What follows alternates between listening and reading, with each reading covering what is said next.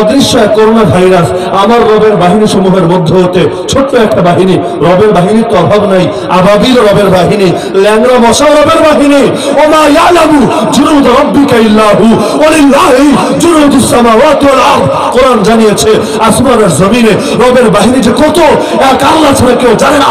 যারা ছোট্ট অদৃশ্য করোনা ভাইরাসের মোকাবেলা করতে পারে না, এরা কোন সাহসে খালিদ বিন ওয়ালিদের উত্তরসূরিদের মোকাবেলা করার সাহস করে?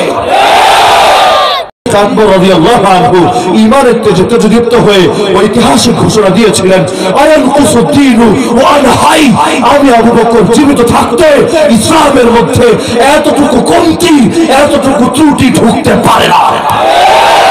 এমনকি তিনি ঘোষণা দিয়েছিলেন, আরে কোন লোক যদি আল্লাহ রাসূলের জামানায় একটা ওসি যাকাত দিয়ে থাকে আর এই যুগে এসে বলে সব দিব, শুধু এই ওসি যাকাতটা দিব না, আমি আবু বকর একা প্রয়োজনে তার বিরুদ্ধে জিহাদ চালিয়ে যাব।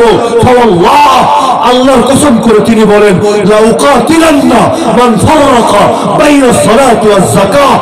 যেই ব্যক্তি নামাজ এবং যাকাতের মধ্যে পার্থক্য করবে, যুগের পরিবর্তনের কারণে নামাজকে আপন রূপে রেখে যাকাতের রূপকে পরিবর্তন করে ফেলবে, আল্লাহর কসম করে বলি আমি আবু বকর একা নিজের ধমনীর শেষ রক্তবিন্দু পর্যন্ত তার বিরুদ্ধে জিহাদ চালিয়ে যাব। বিসমিল্লাহির রহমানির রহিম। আলা ইন্না আউলিয়া আল্লাহি لا خوف عليهم ولا هم يحزنون الذين آمنوا وكانوا يتقون لهم البشرى في الحياة الدنيا وفي الآخرة لا تبديل لكلمات الله ذلك هو الفوز العظيم. وقال تعالى يا أيها الذين آمنوا كونوا أنصار الله. وقال النبي صلى الله عليه وسلم أمرت أن أقاتل الناس حتى يشهدوا أن لا إله إلا الله وأن محمدا رسول الله ويقيموا الصلاة ويؤتوا الزكاة. وقال صلى الله عليه وسلم من لقي الله بغير أثر من الجهاد لقي الله وفيه ثلمة. وقال أصحاب محمد رضي الله عنهم نحن الذين بايعوا محمدا على الجهاد ما بقينا أبدا.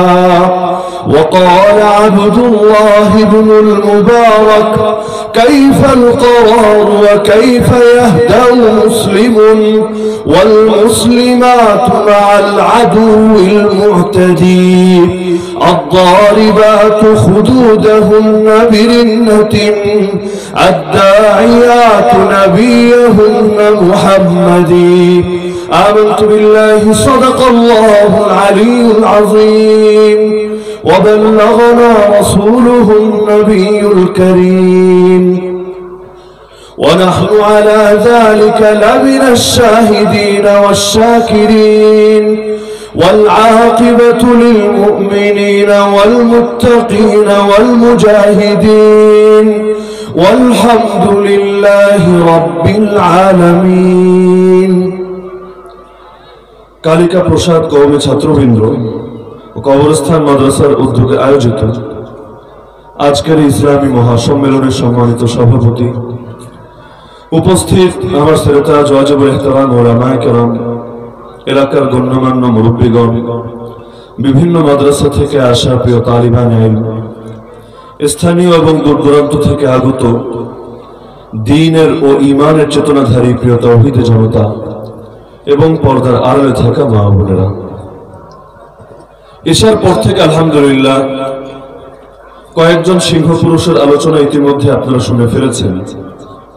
আমাদের প্রিয় ভাই মুহতারাম মাহমুদ হাসান গনবী হাফিজাহুল্লাহ, এবং এতক্ষণ পর্যন্ত যিনি আলোচনা করছিলেন আমাদের বড় ভাই হযরত মাওলানা মুফতি জাবের মোহাম্মদ আজহার হাফিজাহুল্লাহ। আল্লাহ তাআলা তাদের উভয়কে উত্তম প্রতিদান দান করুন। আল্লাহ তাআলা তাদের ইলম এবং আমলের মধ্যে আরো বরকত দান করুন। আল্লাহ তাআলা তাদের দ্বারা উম্মাহকে আরো বেশি থেকে বেশি উপকৃত হওয়ার তৌফিক দান করুন। আল্লাহ তাআলা উম্মার উপর তাদের ছায়াকে দীর্ঘ থেকে দীর্ঘায়িত করুন। তো রাত তো অনেক বেশি দীর্ঘ হয়ে গিয়েছে, লম্বা কোনো আলোচনার প্রয়োজন আছে বলেও মনে হয় না। গুরুত্বপূর্ণ যে সমস্ত বিষয়ের আলোচনা হওয়ার প্রয়োজন, আশা করি ইতিমধ্যে সেগুলো নিয়ে আলোচনা হয়ে গেছে। আমি শুধু দুটো আহ্বান জানিয়ে ইনশাআল্লাহ আমার আলোচনার ইতি টানব। একটা আহ্বান হলো, আমাদেরকে এগিয়ে আসতে হবে দ্বীনের হেফাজতের জন্য। আরেকটা আহ্বান হলো, আমাদেরকে এগিয়ে আসতে হবে আল্লাহর জমিনে আল্লাহর দ্বীন কায়েম করার জন্য। প্রথম কথার মূল অর্থ হলো যে আল্লাহর জমিন আল্লাহর দ্বীনটাকে হেফাজত করতে হবে। ইসলাম যেই বিষয়গুলোর উপর দাঁড়িয়ে আছে সেই বিষয়গুলোকে হেফাজত করতে হবে। আল্লাহর জমিনে আল্লাহ, তার রাসূল, তার দ্বীন, কোরআন, এই সবগুলোর ইজ্জতকে হেফাজত করতে হবে। কোরআন এবং সুন্নাহর প্রত্যেকটা শিক্ষা, প্রত্যেকটা বিধান, প্রত্যেকটা নির্দেশ, প্রত্যেকটা নির্দেশনার হেফাজত করতে হবে। এমনকি ইসলাম হেফাজতের জন্য যদি লক্ষ কোটি মানুষের রক্তের প্রয়োজন হয়, তারপর লক্ষ কোটি মানুষ নিজেদের বুকে তাজা রক্ত ঢেলে আল্লাহর জমিন আল্লাহর দ্বীনকে টিকিয়ে রাখতে হবে।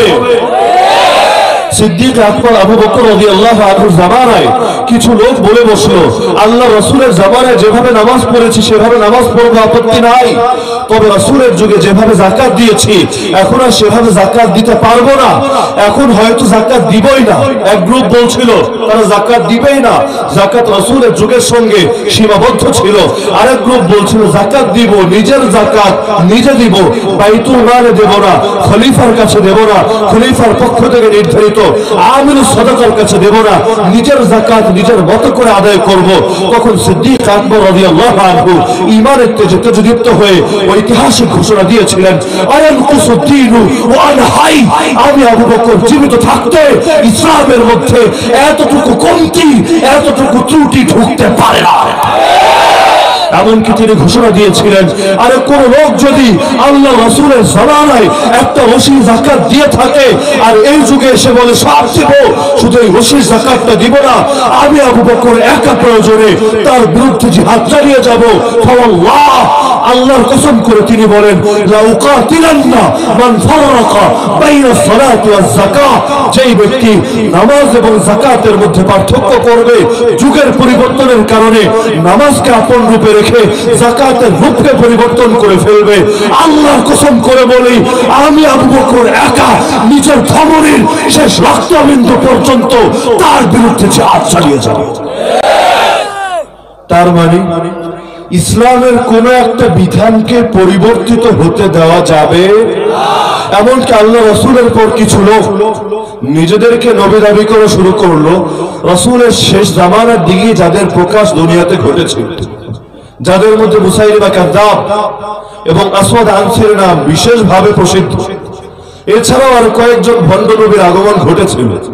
এমনকি আল্লাহ রাসূল সাল্লাল্লাহু আলাইহি ওয়াসাল্লাম নিজে হাদিসে বলেছেন, লা তাকুমুস সাআহ হাত্তা ইউবআস দাজ্জালুন কাযযাবুন।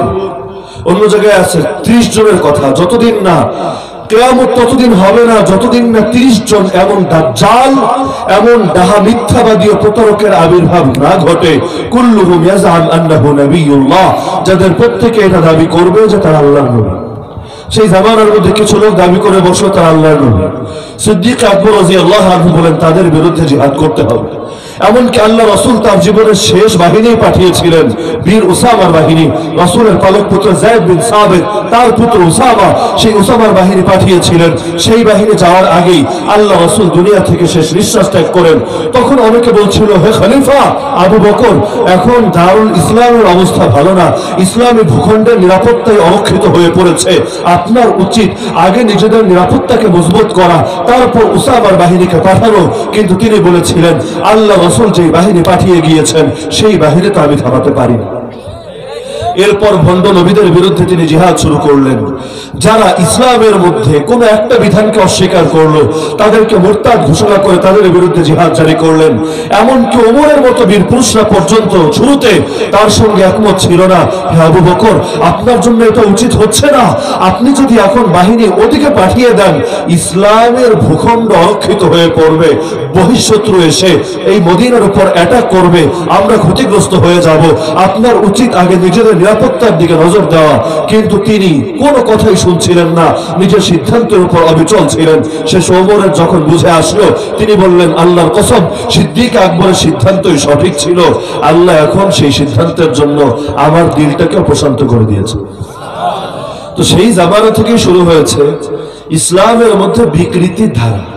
যেখানে কোরআনে বলা হয়েছে নবীকে খাতামুন নবীয়িন, সর্বশেষ নবী, সেখানে এই পরিভাষাকে বিকৃত করে সেই জামানায় এমন লোক বের হলো যারা বলল, না, খাতামুন নবীয়িন এই আয়াতকে তো মানি, এই শব্দকে মানি, এই উপাধিকে মানি, কিন্তু এর যে ব্যাখ্যা তোমরা মুসলমানরা বোঝো সেটা মানি না।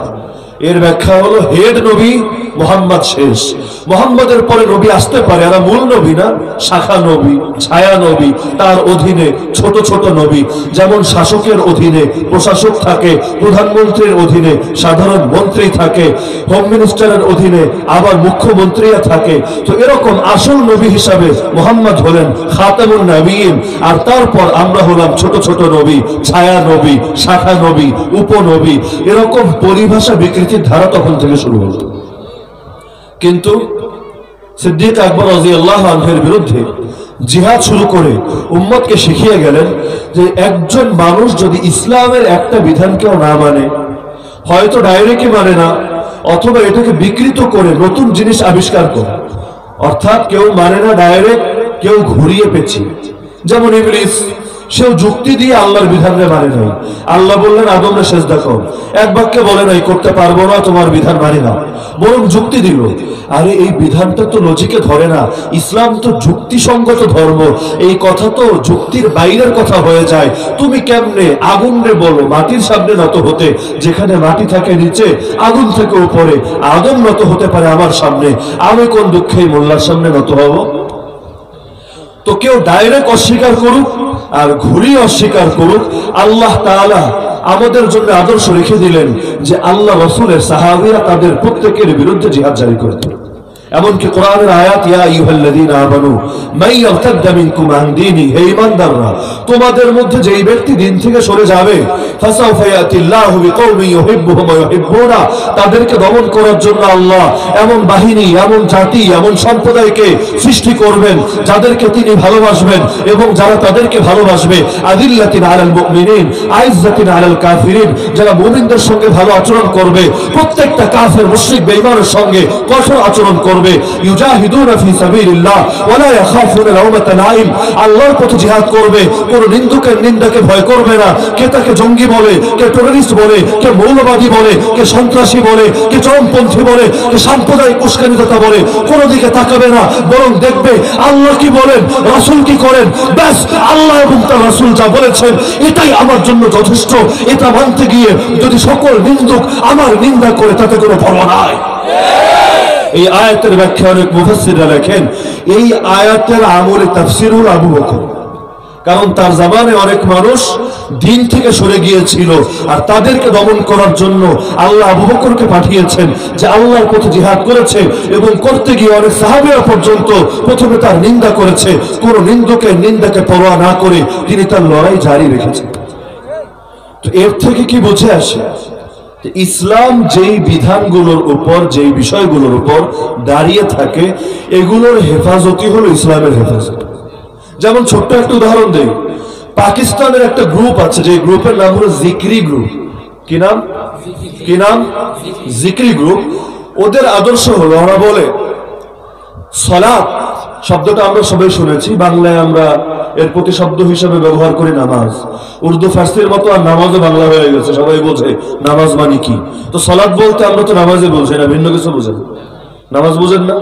যদি বলা হয় সালাত কায়েম করো, কি কায়েম করবেন? আর কি কায়েম করবেন? কিন্তু আসসালাতু ফিল লুগাহ দুআ, এই সালাত শব্দের শাব্দিক অর্থ যে কোনো আরবি ডিকশনারি খোলেন দেখবেন এর আসল শাব্দিক অর্থ হলো দোয়া। অর্থ কি? অর্থ কি? জিকির গ্রুপ বলে আল্লাহ কোরআনে বললেন আকিমিস সালাহ, তুমি সালাত কায়েম করো। কিভাবে কায়েম করবা ব্যাখ্যা আল্লাহ দেন না। ব্যাখ্যা তোমরা নিয়েছো নবীর থেকে, কিন্তু কোরআনের আয়াতের ব্যাখ্যা নবীর থেকে নিতে হবে কেন? কোরআন নিজেই তো হেদায়েত, কোরআন নিজেই তো তিবিয়ানাল লিকুল্লি শাই, সব জিনিসের সুস্পষ্ট বিবরণ। যার কারণে কোরআনের ব্যাখ্যা আল্লাহ তাআলা থেকে নিলেই চলবে। আল্লাহ থেকে নিব কিভাবে? আল্লাহ তাআলা কোরআন নাযিল করেছেন আরবি ভাষায়, তাহলে দেখতে হবে আরবিতে শব্দের অর্থ কি, আরবিতে অর্থ যেটা বাস সেটা দিলেই কাজ হয়ে যাবে। তারা এখন দেখলো অভিধানের মধ্যে সলাৎ শব্দের অর্থ হলো দোয়া। এখন তারা বলে এই সলাতের নামে মুসলমানরা যে নামাজ পড়ে এটা হলো গলত, সলাত মানে হলো দোয়া। যখন আজান হবে, ওয়াক্ত হবে, বসে বসে দোয়া করতে হবে। এখন ফজরে আজান হয়, জোহরে আজান হয়, আসর মাগরিব এশা আজান হয়, ওরা ঘরে গিয়ে দরজা জানালা বন্ধ করে ধ্যানে বসে যায়, বসে দোয়া করতে থাকে, আয় আল্লাহ আমারে ক্ষমা করে দাও, আমি ভুল করেছি, ত্রুটি করেছি। তো এর দ্বারা তারা সলাৎ কায়েম করে, নাম দিয়েছে জিকরি। জিকির মানে হলো স্মরণ। এরা সলাৎকে দোয়া আর স্মরণ অর্থে নিয়ে নিয়েছে।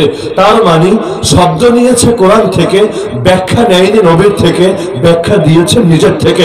যেই ব্যক্তি কোরআন থেকে শব্দ নেয়, নিজের থেকে ব্যাখ্যা করে, কালেমার দ্বিতীয় অংশটা ঠিক নাই। মুসলমান হতে চাইলে কালেমার দুই অংশই ঠিক রাখতে হয়।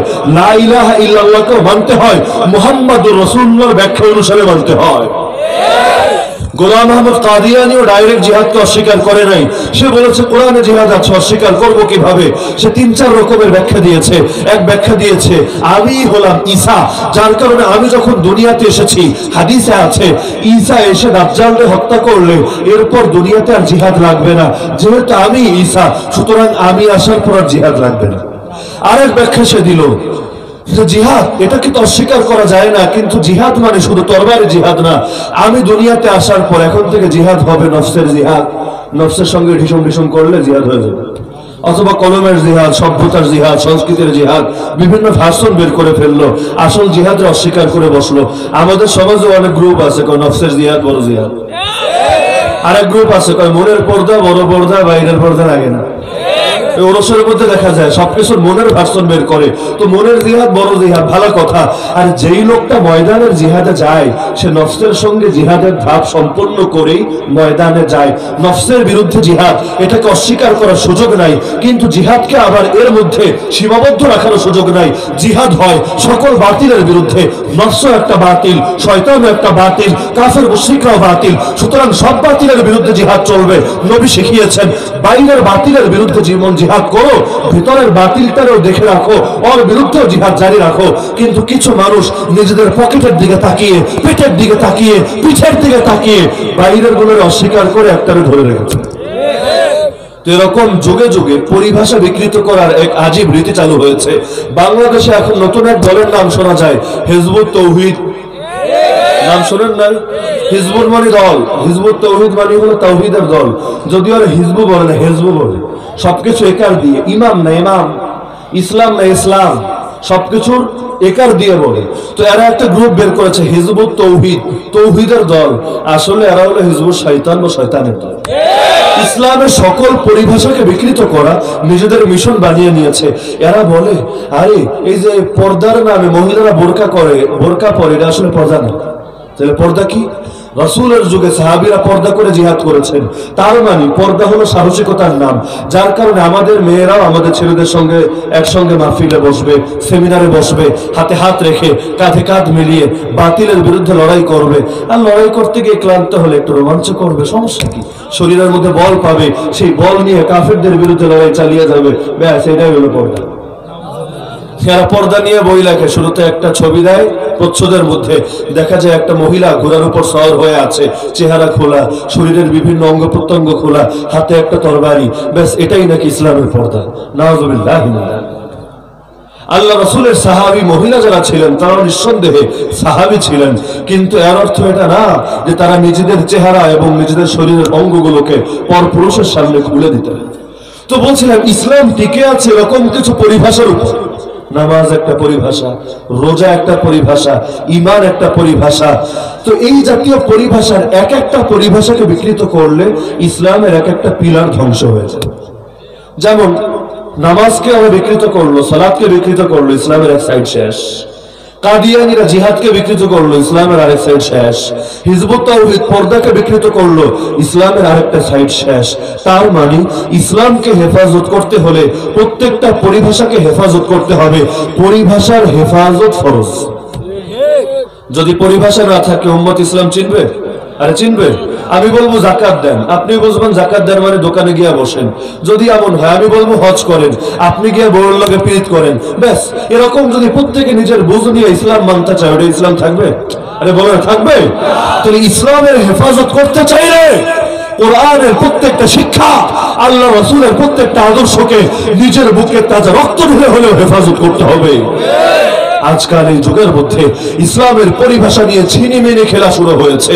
যে যেটাকে যেই নাম দিয়ে চালাতে পারছে, ব্যাস মার্কেটে সেই নাম দিয়ে চালিয়ে দিচ্ছে।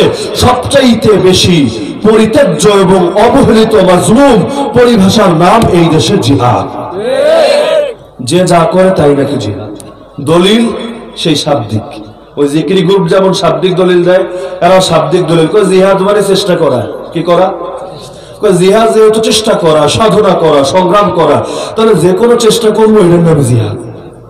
এমনকি বিভিন্ন শব্দ থেকে এরা দলিল দেয়, শব্দ থেকে দলিল দিয়ে দিয়ে বলে, আরে আল্লাহ বলেছেন ওয়াজাহিদহুম বিহি জিহাদান কাবীরা ওয়াজাহিদু ফিল্লাহি হাক্কা জিহাদি ওয়াল্লাযীনা জাহাদু ফিনা লানাহদিয়ান্নাহুম সুবুলানা।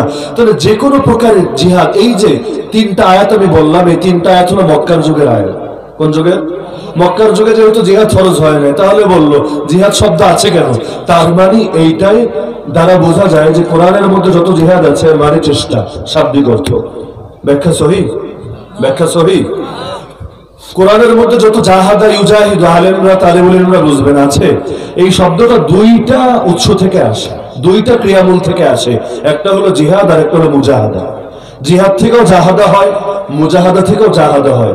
মক্কার যুগে যখন জাহাদা ইউজাহিদু বলা হতো, তোমরা জিহাদ করো, এর দ্বারা উদ্দেশ্য হতো মুজাহাদা, তোমরা মুজাহাদা করো। মদিনার যুগে যখন জিহাদকে ফরজ করে দেওয়া হলো, তখন এই ব্যাখ্যা করার সুযোগ আছে। কোরআনে আছে ইন্নাল্লাহা মালাইকাতাহু ইউসাল্লুনা আলান নবী, আল্লাহ নবীর উপর সালাত পড়েন, ফেরেশতারা নবীর উপর সালাত পড়েন। এর অর্থ কি? যে আল্লাহ জায়নামাজ বিছায় নবীর উপরে নামাজ পড়ে? আর এই অর্থ সবাই বলতে যে না, এখানে অর্থটা ভিন্ন। আর সলাতু ফিল লুগাতি আর দুআ, এখানে ইন্নাল্লাহা মালাইকাতাহু ইউসাল্লুনা আলান নবী এর ব্যাখ্যা কি? ইমাম বুখারী নিজে তার কিতাবের মধ্যে লিখেছেন আস-সালাতু মিনাল্লাহি আর-রাহমা ওয়া মিনাল মালাইকাতি আল-ইস্তিগফার ওয়া মিনাল মুমিনিনা আদ-দুআ। আল্লাহর ব্যাপারে সালাত শব্দ প্রযোজ্য হলে অর্থ হয় দয়া, আল্লাহ সালাত করেন মানে দয়া করেন। ফেরেশতার ব্যাপারে সালাত আসলে অর্থ হয় ক্ষমা চাওয়া, ফেরেশতা সালাত পড়ে মানে ক্ষমা চায়। মুমিনদের ব্যাপারে সালাত আসলে অর্থ হয় দোয়া। তাহলে অর্থ এক এক জায়গায় এক একটা। এমনকি হাদিসের মধ্যে এটাও আছে ইদা জালাসা বাইনা শাবিহাল আরবা ওয়া জাহাদা, স্বামী যখন বউয়ের চাইরঙ্গ বুঝেননি, দুই হাত দুই পা, এর মধ্যে বসে বসে তারপর জিহাদ করে, ফাকাদ ওয়াজাবাল গুসলু, এর গোসল ফরজ হয়ে যায়। এখন বলবেন নাকি এটাও জিহাদের একটা প্রকার? স্ত্রীর সঙ্গে মিলিত হওয়া, তার চার অঙ্গের মধ্যে বসা বা শোয়া, এরপর সাধনা চালানো, এটার নামও জিহাদ? বলেন এটার নামও জিহাদ? তো শাব্দিক অর্থ দিয়ে খেলতে চাইলে ইসলাম আর থাকবে না। জাকাত মানে বৃদ্ধি পাওয়া। আপনার ছেলে আগে ছিল 5 ফুট, এখন হয়েছে 5 ফুট 6 ইঞ্চি, বলবেন জাকাত দিয়েছে। হজ মানে ইচ্ছা করা, আপনার এলাকার চোর চুরি করার ইচ্ছা করেছে, আপনি বলবেন সে হজ করেছে, সে হাজি সাহেব। এরকম সিয়াম মানে বিরত থাকা, আপনি আগে আকাম করতেন, এখন আকাম থেকে বিরত থাকেন, বলবেন আমি সিয়াম পালন করেছি, আমি রোজাদার। ইসলাম থাকবে? বলবেন থাকবে? তাহলে ইসলামের পরিভাষা যেগুলো আছে, প্রত্যেকটা পরিভাষাকে হেফাজত করতে হবে। সালাত একটা পরিভাষা, সিয়াম একটা পরিভাষা, যাকাত একটা পরিভাষা, হজ একটা পরিভাষা, জিহাদ একটা পরিভাষা, পর্দা একটা পরিভাষা। প্রত্যেকটা পরিভাষাকে সেই অর্থে বুঝতে হবে যেই অর্থে আল্লাহর নবী বুঝেছেন এবং সাহাবীদেরকে বুঝিয়েছেন। আমি গরিব হতে পারি, টাকা নাই, তাই বলে হজের পরিভাষাকে বিকৃত করা জায়েজ হবে? আমি গরিব, দান করতে পারি না, তাই বলে যাকাত এবং সদকার পরিভাষাকে বিকৃত করা জায়েজ হবে? আরে আমি পারি না, কি হয়েছে? আল্লাহ অনেক বান্দা তো পারছে, আর আমিও দোয়া করি আল্লাহ তুমি আমারও তৌফিক দাও যেন আমি পারি। তো জিহাদ ইসলামের একটা পরিভাষা। আরে আপনার উপর ফরজ না হলে চুপ থাকেন, ফরজ হওয়ার পর সামর্থ্য না থাকলে চেষ্টা চালাতে থাকেন, কিন্তু পরিভাষাকে বিকৃত করে নিজে যা করেন সেটাকে জিহাদের নামে মার্কেটে চালানোর দরকারটা কি? ইসলাম দেউলিয়া না, যে আপনি যে কাম করেন সেই কামের ব্যাপারে ফজিলত নাই। আর দাওয়াতের ব্যাপারে হাজার হাজার হাদিস আছে, আপনি দাওয়াত দেন, সেটাকে জিহাদ বলে চালানোর দরকার নাই। আপনি মিছিল করেন, মিটিং করেন, সমাবেশ করেন, মানববন্ধন করেন, রাজনীতি করেন, ভালো কথা, তাই বলে এটাকে জিহাদ নাম দেওয়ার সুযোগ নাই। প্রত্যেকটা সেক্টর আলাদা, প্রত্যেকটার ব্যাপারে আয়াত আছে, হাদিস আছে। নিজেরটা খান, অন্যেরটাই কেন ভাগ বসান? নামাজকে রোজা বলার দরকার আছে? আরে বলেন, কোরবানিকে যাকাত বলার দরকার আছে? পর্দাকে বিয়ে শাদী বলার দরকার আছে? প্রত্যেকটা জিনিস আলাদা, যেটা যেমন আছে সে অবস্থায় রাখেন। যদি আপনার উপর ফরজ থেকে করেন, সামর্থ্য না থাকলে সামর্থ্য অর্জন করার চেষ্টা করেন, কিন্তু আল্লাহর ওয়াস্তে পরিভাষা নিয়ে ছিনিমিনি খেলবেন না। এই দেশে সবচাইতে মাজলুম পরিভাষা হলো জিহাদ আর মুজাহিদ। যে যা করে সবই নাকি জিহাদ। ভেজাল জিহাদের ভিড়ে আসল জিহাদ এখন চিপায় পড়ে কাঁদে। যখন আপনি ভেজালটাই আসল মনে করবেন, আসলটার উপর ঈমান আনবেন। গোলাম আহমদ কাদিয়ানীরা যারা নবী মানে, এরা কি আমার আপনার নবীর উপর বিশ্বাস রাখবে? আমার আপনার নবীরে গালি দিলে ওদের কলিজায় লাগবে কেন? কারণ সে তো ভেজালটাকে পেয়ে গেছে, ভেজালটা পেয়ে খুশি হয়ে যায়। এমন কি দেখেন না, যারা সবসময় 2 নম্বর দুধ খায়, খাঁটি দুধ খাওয়ালে পেট ডাইরেক্ট হয়ে যায়, হয় না? খাঁটিটা আর সয় না। পানিওয়ালাটা খাইতে খাইতে এখন পেট অভ্যস্ত হয়ে গেছে। যেদিন তাকে খাঁটিটা দেওয়া হয়, কই দুধ ভালো না, পেট খারাপ হয়ে গেছে। আরে পাগলে, এটাই ভালা, তোর পেটে ভালোটা সয় না। বাংলায় একটা কথা বলে, কুত্তার পেটে নাকি ঘি সয় না। এই জন্য এটাকে ঘিয়ের দোষ। আর এটাকে ঘিয়ের দোষ। হক কথা কত মানুষের সয় না, তাই বলে সেটারে খারাপ করার সুযোগ আছে? এই যে গুনবী ভাই বয়ান করলেন, তারপর জাবের আজহার ভাই বয়ান করলেন, কারো কারো অন্তরে কষ্ট লেগেছে কি না? যতই অস্বীকার করতে চান, অবশ্যই কারো না কারো অন্তরে কোনো না কোনো কথা কষ্ট লেগেছে। আপনার অন্তরে কষ্ট লাগলেই কথা বাতিল হয়ে যাবে জরুরি না। আল্লাহর নবী যখন কথা বলতেন, আবু জাহাল, আবু লাহাব, উতবা সাইবার মনেও কষ্ট লাগতো, তাই বলে নবী হক বলা ছাড়েন নাই। তো নিজে যা করেন করেন, করতে থাকেন। যদি আপনার উপর অন্যটা ফরজ না থাকে, এটা দিয়ে আপনি জান্নাতে যেতে পারবেন ইনশাআল্লাহ। জান্নাতের পথ একটা না, ওয়াল্লাযীনা জাহাদু ফিনা লানাহদিয়ান্নাহুম সুবুলানা। সাবিলুন এক বচন, রাস্তা, সুবুলুন বহু বচন। আল্লাহ বলেন সুবুলানা, আমার পথ আছে অনেকগুলা। বান্দা তুমি আমার পর্যন্ত পৌঁছতে চাইলে অনেক পথ দিয়ে পৌঁছতে পারবা। সাহাবীরা সবাই এক কাজ করতেন না। আবু বকর, ওমর, ওসমান, আলী, হাসান, তারা ছিলেন খলিফা।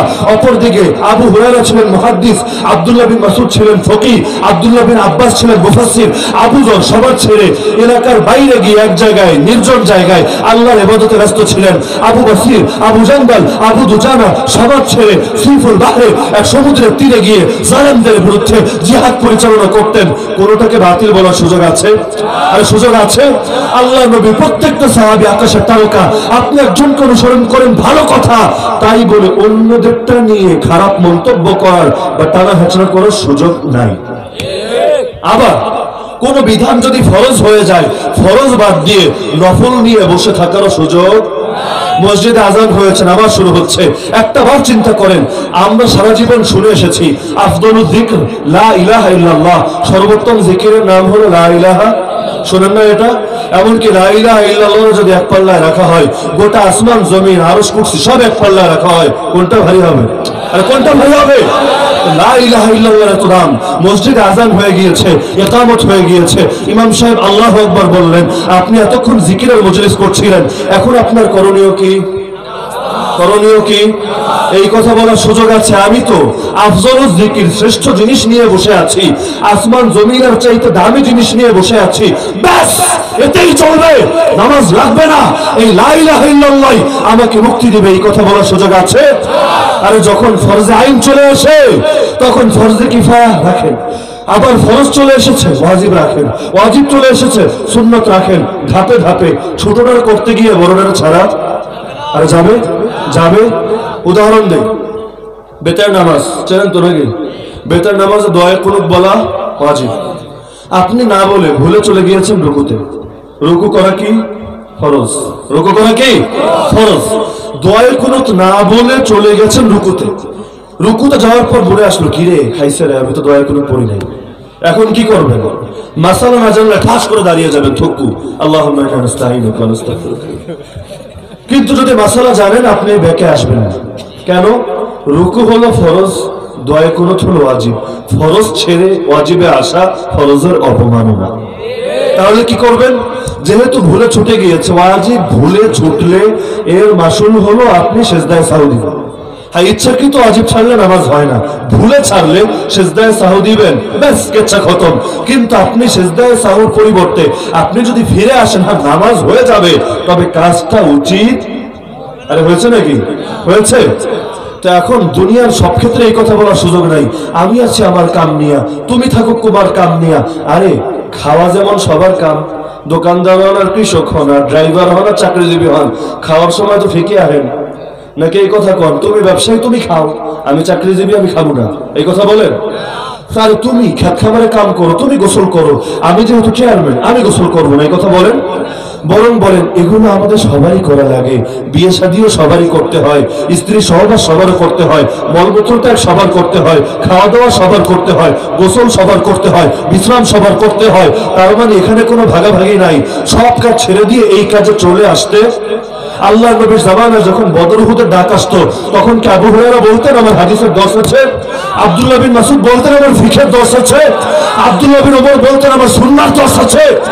আরে তখন সবাই সব কাজ ছেড়ে দিয়ে, এমনকি বাচ্চা বাচ্চা পোলাপান মায়ের কোল থেকে দৌড়ে এসে ময়দানে ছুটে আসতো, লব্বাইক ইয়া আল্লাহ, লব্বাইক ইয়া আল্লাহ, আমি তোমার দরবারে উপস্থিত, এই কথা বলে ময়দানে ঝাঁপিয়ে পড়তো। যখনই বলা হতো হাইয়া আলাল জিহাদ, কে কোথায় আছো, জিহাদের ময়দানে ঝাঁপিয়ে পড়ো। আরে হামজার মতো সাহাবী যাদের গোসল ফরজ হয়ে যাচ্ছে, গোসলের জন্য বসে থাকতো না, দৌড় মেরে ময়দানে হাজির হয়ে যেত। তার মানে ফরজে আইন বিধানের ব্যাপারে এই কথা বলার সুযোগ নাই, তুমি থাকো তোমার ডানিয়া, আমি থাকি আমার ডানিয়া, আমি জিকির করি তুমি নামাজ পড়া নাও, আমি লা ইলাহা ইল্লাল্লাহ জিকির করে সওয়াব পাবো, তুমি নামাজ পড়ে সওয়াব পাবা, বলার সুযোগ আছে? আরে আছে নাকি? তো যদি ইসলামের কোন বিধান, উদাহরণস্বরূপ জিহাদ যদি ফরজ হয়ে যায়, নামাজ যেমন গুরুত্বপূর্ণ জিহাদও সমান গুরুত্বপূর্ণ হয়ে যায়। এমনকি আল্লাহর নবীর জামানায় হয়েছে, জিহাদ করতে গিয়ে 4 ওয়াক্ত নামাজ কাজা হয়ে গেছে, এরপর একসঙ্গে 5 ওয়াক্ত নামাজ আদায় করেছেন। তাহলে নামাজ কাজা করা যায় যে বিধানের জন্য, সেটার গুরুত্ব নামাজের চাইতে কম? আরে কম। আমরা ভার্সন বের করতে করতে শেষ। সহিহ বুখারী নাম শুনছেন নি? শুনেন নাই? কোরআনের পর সবচাইতে বেশি বিশুদ্ধ কিতাব কোনটা? আসহুল কুতুবি বাদা কিতাবিল্লাহ সহিহুল বুখারী। সহিহ বুখারী যে পড়ায় মাদ্রাসার মধ্যে, তাকে শ্রেষ্ঠ হুজুর বলা হয় না? শাইখুল হাদিস তাকেই বলা হয়। অন্য কিতাব পড়লে কিন্তু শাইখুল হাদিস। আমাদের দেশে খতম হয়, আবু দাউদের খতম হয়, তিরমিজি, নাসাই, ইবনে মাজাহ, তাহাবী, মুওয়াত্তা মালিক, মুওয়াত্তা মুহাম্মদ, এগুলোর খতম হয়। খতম হয় কোন কিতাব? সাধারণভাবে কোন কিতাব? বুখারী। তার মানে বুখারীর মর্যাদা সবার কাছে বেশি। তো বুখারী থেকে দেখতে পাই আমরা কিতাবুল জিহাদের মধ্যে ইমাম বুখারী হাদিস এনেছেন, বড় আজীব হাদিস। হাদিসের আগে এনেছেন একটা আয়াত, এই আয়াত শুনলে আরো বেশি পেরেশান হবেন। শিরোনাম দিয়েছেন কিতাবুল জিহাদ, তার মানে জিহাদ অধ্যায়। কি অধ্যায়? অনেকের আমার জিহাদি বই শুনলে চুলকায় না শরীরে? সহিহ বুখারীতে আছে কিতাবুল জিহাদ, কিতাব মানে বই, জিহাদ মানে জিহাদ। তাইলে যেই জিহাদি বই শুনলে আপনার গা চুলকায়, বুখারীর মধ্যে এটা আছে। এখন থেকে এই করবেন, বুখারী পাইলেই বলবেন এই পাইছি, জঙ্গি ডিটেক্টেড। পারবেন বলতে? পারবেন? যে কোরআনে নামাজ নিয়ে আয়াত আছে 82টা, একই কোরআনে জিহাদ নিয়ে আয়াত আছে 484টা। জিহাদ কোনো মোল্লা মুন্সির আবিষ্কার করা শব্দ না, জিহাদ কার শেখানো শব্দ? আর কার শেখানো শব্দ? জিহাদ শুনলে যদি কারো গা চুলকায়, সে আর মুসলমান থাকে না, মুরতাদ হয়ে যায়। কিতাবুল জিহাদ শিরোনাম দেওয়ার পর ইমাম বুখারীর ব্যাপারে একটা মূলনীতি হলো, ওলামায়ে কেরাম বিশেষভাবে বুঝবেন, ফিকহুল বুখারী ফি তারাজিমিহি, ইমাম বুখারীর ফিক তার বুঝটা প্রকাশ পায় তার শিরোনামের মধ্য দিয়ে।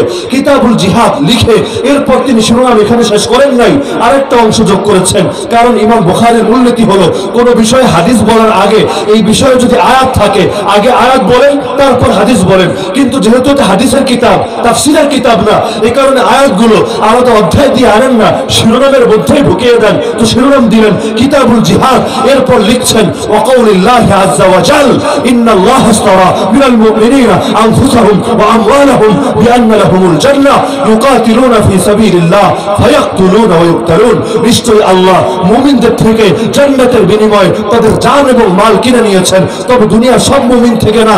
যে মুমিনের হাল, যার বৈশিষ্ট্য, যার গুণ হলো আল্লাহর পথে লড়ে যায়, মারার প্রয়োজন হলে মারে, মরার প্রয়োজন হলে মরে। ইমাম বুখারীর ফিক প্রকাশ পেয়েছে শিরোনামের মধ্য দিয়ে। বলবেন কিভাবে? আমি বলবো দেখেন, শিরোনাম দিলেন কিতাবুল জিহাদ, আয়াত আনলেন এমন একটা আয়াত যেখানে জিহাদ শব্দ নেই। তাইলে মিলল কেমনে? আমি বললাম গাজর, সামনে দিলাম মূলা, ঠিক আছে না? কেউ যদি গাজরের মূলা বলে, এর দ্বারা দুইটা জিনিস প্রমাণিত হয়, গাজরও চেনে না, মূলাও চেনে না। একটা চেনলে অন্তত হালামি করতো না। তো শিরোনাম দিলেন জিহাদ, আয়াত আনলেন যে এর মধ্যে জিহাদের শব্দ আছে, কিতাল শব্দ। কি শব্দ? কি শব্দ? কিতাল। কিতাল মানে লড়াই, কিতাল মানে যুদ্ধ। ইমাম বুখারী এই শিরোনামের পক্ষে যে আয়াত আনলেন, খেয়াল করেন ভালো করে, শিরোনামের পক্ষে যে আয়াত আনলেন, এই আয়াতে কি শব্দ? বলা লাগবে না, বুঝলেও বলবেন, একদিন বুঝবেন ইনশাআল্লাহ। কি শব্দ? আরে কি শব্দ? কিতাল। তার মানে ইমাম বুখারীর দৃষ্টিতে জিহাদ মানে যা, কিতাল মানে জিহাদ মানে যা, কিতাল মানে নাকি দুই জিনিস? ইমাম বুখারীর দৃষ্টিতে জিহাদ মানে যদি রাজনীতি হতো, জিহাদ মানে যদি নির্বাচন হতো, জিহাদ মানে যদি মিছিল, মিটিং, সমাবেশ, মানববন্ধন, দাওয়াত, ইলম চর্চা, অন্য কিছু হতো, তাহলে তিনি এই অধীনে কিতাল শব্দ আনতেন। আরে আনতেন? বলবেন কি রে, ইমাম বুখারী বুঝ পাইল কোত্থেকে? বানাইছে? আরে না, বানায় নাই।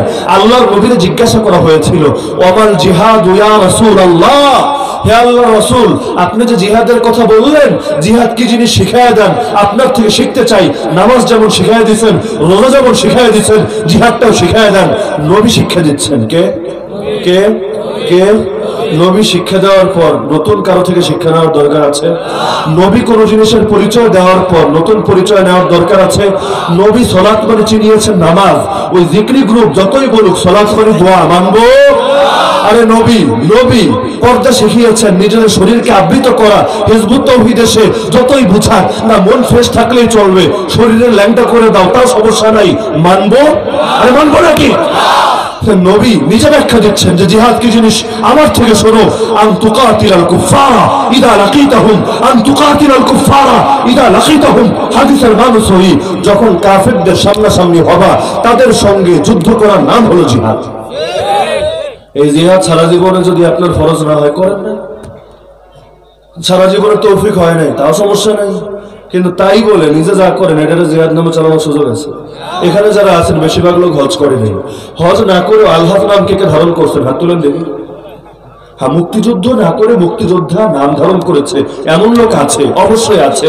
তবে হজ না করে হাজী সাহেব সেজেছে একজন আছে? আরে আছেন নাকি? কোরবানি না দিয়ে নিজেকে কোরবানি দাতা বলেন, যাকাত না দিয়ে নিজেকে দানবীর যাকাত দাতা বলেন, আছেন কেউ? সবাই বোঝে যে না, আমার এই লাইনে অপূর্ণতা আছে, এখনো করতে পারি নাই। আবার চিন্তা করে, হজ না করে হজের সওয়াব পাওয়া যাবে, যাকাত না দিয়ে যাকাতের সওয়াব পাওয়া।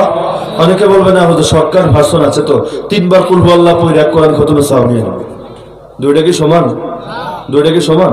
আমি এখানে মাহফিলে না এসে ভিডিও কনফারেন্স করতে পারতাম কিনা? এখানে একটা প্রজেক্টর লাগিয়ে দেওয়া হতো, আমি বাসায় বসে নেট কিনে ব্যাস লাইভে চলে আসতাম, জুমে আসতাম বা মেসেঞ্জারে আসতাম, হোয়াটসঅ্যাপে অন্য কোনো মাধ্যমে আসতাম, এখানে শো করে দিত। কি আপনারা খুশি থাকতেন? আরে থাকতেন? দুইটা কি এক? দুইটা কি এক নাকি? একই কথা। 3 বার কুল আল্লাহ পড়া কোরআনের সওয়াব নেবেন, আর একজন পুরো কোরআন পড়ে সওয়াব নেবে, সমান হবে দুইটা? গাড়ির তলায় পড়ে মরলেও তো শহীদ, পেটের ক্রিয়ায় মরলেও শহীদ, আগুনে পড়ে মরলেও শহীদ, তাই বলে এই লোক ময়দানের শহীদের সমান হবে? তো এই পার্থক্য তো কমন সেন্স থাকলেই বোঝা যায়। তো যাকাত না দিয়ে যাকাতের সওয়াব পাওয়ার আশা করে না, হজ না করে হজের সওয়াব পাওয়ার আশা করে না, জিহাদ না করে জিহাদের সওয়াব পাওয়ার আশা কেমনে করেন? আবার নিজের নামটাও লাগাইয়া দেন। কাম ঠিক আছে? আরে কাম ঠিক আছে? আত্মসমালোচনা করতে হবে। নিজেদের ভুল যদি নিজেরা দুনিয়ায় চিহ্নিত না করি, জাহান্নামের ফেরেশতারা পিডিয়ে আমাদেরকে সোজা করবে। ওই আখিরাতের পিড়ানি খাওয়ার চাইতে দুনিয়ায় খায়। কোন একজন সাহাবী দেখাতে পারবেন জিহাদ না করে নিজেকে নিজের ব্যাপারে জিহাদের ফজিলত ফিট করেছেন? আরে পারবেন নাকি? আল্লাহ রাসূলের জামানায় জিহাদ বলতে অন্য কিছু বোঝা হতো, এই দলিল কেউ দেখাতে পারবেন? হাদিসের এত হাজার হাজার কিতাব, একটা কিতাব দেখাবেন যেখানে জিহাদের হাদিসগুলো জিহাদের অধ্যায়ে না এনে অন্য অধ্যায়, দাওয়াত অধ্যায়, রাজনৈতিক অধ্যায়, অন্য কোন অধ্যায় এনেছে পাবেন? ফিকহের কিতাব, মাসালার কিতাব, ফতোয়ার কিতাব, এখানে জিহাদের আলোচনা জিহাদের অধ্যায়ে থাকে না অন্য অধ্যায়ে থাকে? তাহলে 1400 বছর ধরে উম্মত বুঝলো একটা, ইমামরা বুঝলো একটা, আলেমরা বুঝলো একটা, মুফতি, মুহাদ্দিস, মুফাসসির, ফকিহ, ইমাম, তারিখী, উসুলি সবাই বুঝলো একটা। এই যুগে এসে আমরা অন্যটা বুঝে উল্টে ফেলছি। আমারে বলেন দেখি, তাগো বুঝটা সঠিক না আমগো বুঝটা সঠিক? বলেন না, বলেন না। 1400 বছর কেউ বোঝে না, আমরা বুঝে উল্টে ফেলছি। অনেকে আছে না নবীর প্রেমে দাঁড়ায় যায়, নাই সামনে জিলাপি নিয়ে নবীর প্রেমে দাঁড়িয়ে যায়। জিলাপি না আসলে দাঁড়াবে না, হয়তো জিলাপি নইলে হালুয়া নইলে সিন্নি, তিনটার যে কোনো একটা লাগবে, না হলে দাঁড়াবে না। নবীরে যতই গালিগালাজ করা হোক তাদেরকে খুঁজা পাওয়া যাবে না। তবে জিলাপি দেখলে তখন আবার ধরেও বসিয়ে রাখা যাবে না, আরে বয়ে থাকো না রে, এখন আর বসে থাকার সময় নাই, দাঁড়িয়ে যেতে হবে, নবীর সামনে দাঁড়িয়ে দূর করতে হবে, বলে কি না এই টাইপের কথা। তো এইরকম সুবিধাবাদী হতে চান নাকি? সুবিধাবাদী হতে চান? আর সাহাবীরা নবীর সম্মানে দাঁড়ালো না, তুমি সাহাবীর চাইতে নবীর বেশি ভালো হয়ে বলছো। সাহাবীরা দুনিয়াতে জান্নাতের সুসংবাদ পেয়েছেন অনেকে, বাকিদের ব্যাপারেও রবের ঘোষণা রাদিয়াল্লাহু আনহু, তারা বুঝলো না, তুমি বুঝা উল্টায় ফেলছো, তোমার এই বুঝ আমরা মানতে যাবো না। যেখানে কোরআনে বলেছে ইমান বানাও সাহাবীদের ইমানের মতো, আমল বানাও তাদের আমলের মতো, যদি তাদের ইমানের মতো তোমাদের ইমান হয়, ফাইন আমানু বিমিসলি মা আমানতুম বিহি ফাকাদ ইহতাদাও, তাহলে আমরা হেদায়েত পাবো। সেখানে তাদের পরে নিত্য নতুন বুঝে নেওয়ার সুযোগ আছে। বেদাত আমলের মধ্যেও হয়, বেদাত আকীদা বিশ্বাসের মধ্যেও হয়, বেদাত চিন্তা ফিকিরের মধ্যেও হয়, হর লাইনেই বেদাত ঢোকে। আমরা এখন বেদাতের পেছনে পড়ে গেছি। রাজনৈতিক পদ্ধতিও বেদাত, অর্থনৈতিক ব্যবস্থাও বেদাত, শিক্ষা ব্যবস্থাও বেদাত। বেদাতের অনেক প্রকার, কোন কোন বেদাত কুফরি, বেদাতে মুকাফফিরা, যে বেদাতে লিপ্ত হলে মানুষ কাফের হয়ে যায়। কোন কোন বেদাত মুফাসসিকা বা মুজাল্লিলা, যাতে লিপ্ত হলে মানুষ পাপী হয়, গুনাহগার হয়। তাহলে সব বেদাত এক না। আকীদার বেদাত মানুষকে অনেক সময় কাফের বানায় ফেলে। আমরা কালেমা পড়ি নবীর নামে, আদর্শ নেই নবীকে বাদ দিয়ে আব্রাহাম লিঙ্কন থেকে, কালেমা ঠিক আছে? আরে ঠিক আছে তো বলছি, ইসলাম হেফাজতের জন্য কে কে রাজি আছেন? আমি শুরুতে যে আয়াত তেলাওয়াত করেছি, আল্লাহ এখানে এই রাখতে দিয়েছেন, ইয়া আইয়ুহাল্লাযীনা আমানু, হে ঈমানদাররা তোমাদেরকে বলছি। কাফেরের ডাক না শুনলে সমস্যা নেই, মুনাফিক না শুনলে সমস্যা নেই, কিন্তু আমারে বলেন আপনার মুরব্বী মা আপনাকে ডাক দিল, ডাক শুনলেন, শোনার পরও ভ্রুক্ষেপ করলেন না, সমাজ আপনাকে আদব বলা বলবে না বেদব বলবে? মা বেশি বড় না আল্লাহ বড়? পৃথিবীর সব মায়ের এক পাল্লায় রাখলে আল্লাহ সমান হবে? আল্লাহর একটা সিফাতের সমান হবে? আল্লাহ ডাক দিচ্ছেন, ইয়া আইয়ুহাল্লাযীনা আমানু, হে বান্দারা তোদেরকে ডাক দিচ্ছি শোন। ডাক দিয়ে কি বলছেন? কুনু আনসারাল্লাহ, আল্লাহর সাহায্যকারী হও। বলবেন কেমনে আল্লাহ সাহায্যকারী হবো? আল্লাহর বিকাশ নাম্বার দেন, টাকা পাঠাবেন। অথবা আল্লাহ তাআলা কুরিয়ার অ্যাড্রেস দেন, সেখানে সামনে ঈদ আসছে, আমরা বিভিন্ন উপহার সামগ্রী পাঠাবো। সম্ভব? আরে সম্ভব। তাহলে আল্লাহর সাহায্য কেমনে করবেন? খুলেন কোরআন, সূরাতুল হিজরে আল্লাহ নিজের একটা দায়িত্বের কথা বলছেন, ইন্না নাহনু নাযালনা যিকরা ওয়া ইন্না লাহু লাহাফিজুন, নিশ্চয়ই আমি আল্লাহ কোরআন নাযিল করেছি, ইসলাম নাযিল করেছি, দ্বীন নাযিল করেছি, শরীয়ত নাযিল করেছি, আর আমি আল্লাহই এর হেফাজতের করব, এটা আমার দায়িত্ব। বান্দা তোমাকে বলছি আমার সাহায্যকারী হওয়ার জন্য, তার মানে তুমিও ইসলামের হেফাজতে ঝাঁপিয়ে পড়ো, আমি আল্লাহ তোমার হেফাজতের জিম্মাদারি নিয়ে নেব। আল্লাহ তাকে সাহায্য করেন যে আল্লাহকে সাহায্য করে।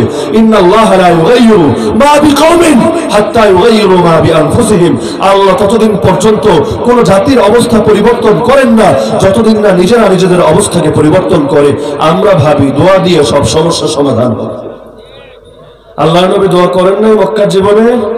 হেরা গুহায় দোয়া করেন নাই? গারে সাউরে দোয়া করেন নাই? তারপরে বদরে গেলেন কেন? উহুদে গেলেন কেন? নবীর দোয়া পাওয়ার ছিল না? নবী কাইন্দাকে এটা আঙ্গ মতো দোয়া করতে পারতো না? আরে বলে না। তারপরে দোয়ার লাগে দাওয়াও লাগে। আমার আল্লাহ তারে সাহায্য করেন যে আল্লাহর সাহায্য করে। নবী তার চাচাতো ভাই আব্দুল্লাহ বিন আব্বাসকে শিখিয়ে দিচ্ছে, ইয়া গুলাম ইন্নী উআল্লিমুকা কালিমাত ইহফাজিল্লাহ ইয়াহফাজকা ইহফাজিল্লাহ তাজিদহু তুজাহাক। তুমি আল্লাহর হেফাজত করো, আল্লাহ তোমাকে হেফাজত করবে। তুমি জীবনের সব ক্ষেত্রে আল্লাহর বিধানকে হেফাজত করো, সব সময় আল্লাহকে সামনে পাবে।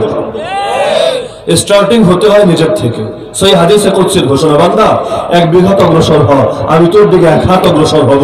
তুই আমার দিকে 1 হাত অগ্রসর হ, আমি তোর দিকে 2 হাত অগ্রসর হব। তুই আমার দিকে হেঁটে হেঁটে আয়, আমি তোর দিকে দৌড়ে দৌড়ে যাব। কিন্তু শুরু করতে হবে কার? আর শুরু করতে হবে নিজেদের। নিজেরা যখন শুরু করব, সমাপ্ত করবেন কে? কাতিলুহুম ইউআযিবহুমুল্লাহু বিআইদিকুম, দুনিয়ার সব জালেমকে আল্লাহ ধ্বংস করবেন।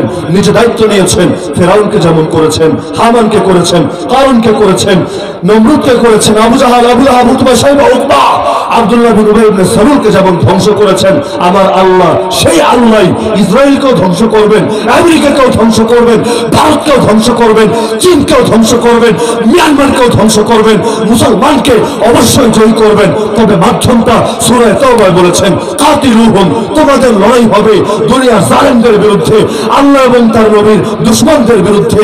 ইউআযিবহুমুল্লাহ, আযাব তোমরা দিতে পারবা না, আযাব তো দিবেন আল্লাহ, কিন্তু আগে দিতেন ফেরেশতার হাতে।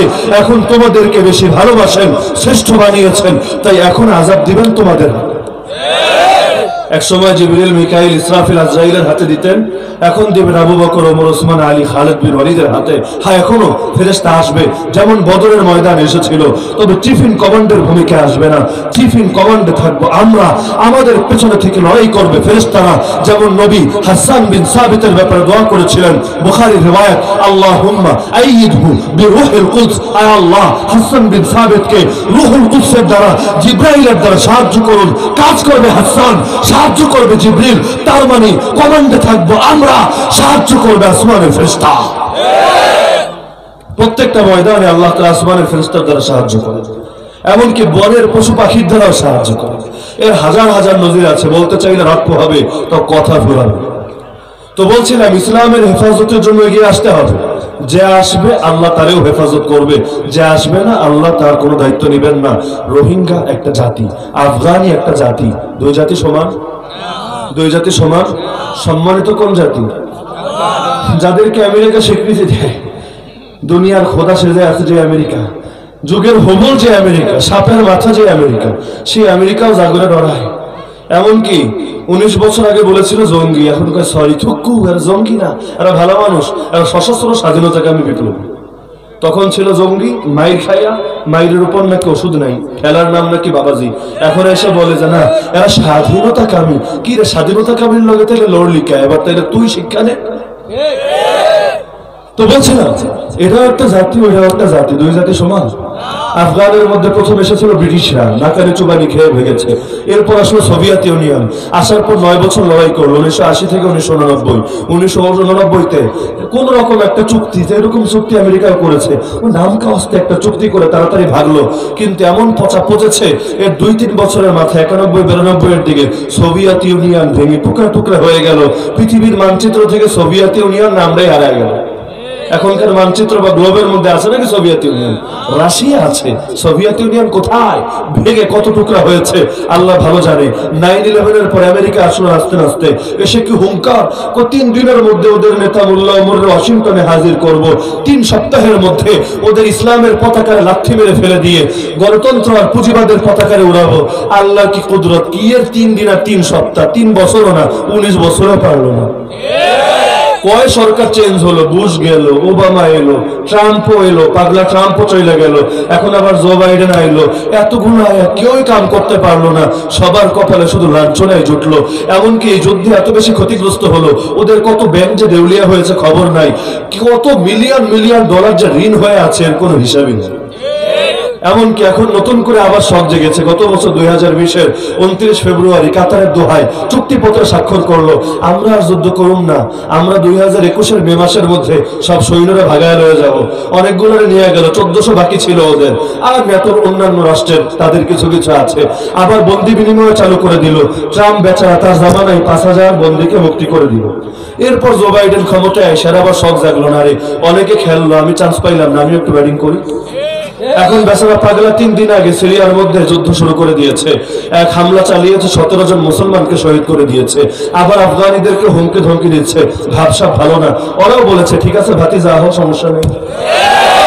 ওদেরকে অভ্যর্থনা জানিয়েছে, বলেছে আমাদের যা ফায়দা পাওয়ার পেয়ে গেছি, এই 5000 জন যে মুক্তি হয়ে গেছে এটা আমাদের বিরাট প্রাপ্য। আর আগে ছিলাম আমরা দুর্বল, এখন বাহ্যিকভাবে আগের চাইতে শক্তিশালী হয়েছি। আগে ড্রোন চালাতে পারতাম না, চুক্তির পর এখন আমরা ড্রোন চালানো শিখে গেছি, নিজেরাই মিসাইল উৎপাদন করতে সক্ষম হয়েছি, তা আগের চাইতে এত শক্তি বেড়েছে। আরো সমস্যা নাই, বাকি যুদ্ধ করার শখ যেন চিরতরে মিটে না যায়, সাবধান। তা আমরাও চাই সোভিয়েত ইউনিয়নের যেমন কোমর ভেঙেছে, ওদেরও কোমরটা ভেঙে যাক। পাপী চূড়ান্ত শিক্ষা পাক। ফেরাউনের মতো ডুবতে ডুবতে বইলা লাভ নাই আমান্না বিরাব্বিল আলামিন রব্বি মুসা ওয়া হারুন, মাইনা নিলাম মুসা আর হারুনের রবরে নিজের রব বললাম। ওই মরার সময় বইলা লাভ হবে না। অপরাধ যা করেছে পিটুনি খাওয়াইলাম, খাওয়া লাগবে না কিছু কিছু। নিজের সময় মূলনীতি বোঝে না, আরেক সময় বোঝে। নবীরা যখন গালি দেয় তখন খবর থাকে না যে প্রত্যেকটা ক্রিয়ার প্রতিক্রিয়া থাকে। স্বাধীনতা কারো বাপদাদার সম্পত্তি না। তোর মুখের স্বাধীনতার দাবি যদি হয় নবীরা গালি দেওয়া, তোর মুখটা যেমন স্বাধীন আমার হাতটাও তো স্বাধীন হওয়া উচিত। তোর মুখের স্বাধীনতার দাবি যদি হয় নবীরা গালি দেওয়া, আমার হাতে স্বাধীনতার দাবি হয়তো তোর জিব্বাটা রেটে ছিঁড়ে ফেলা, নইলে তোর কল্লাটাকে দুটো করা।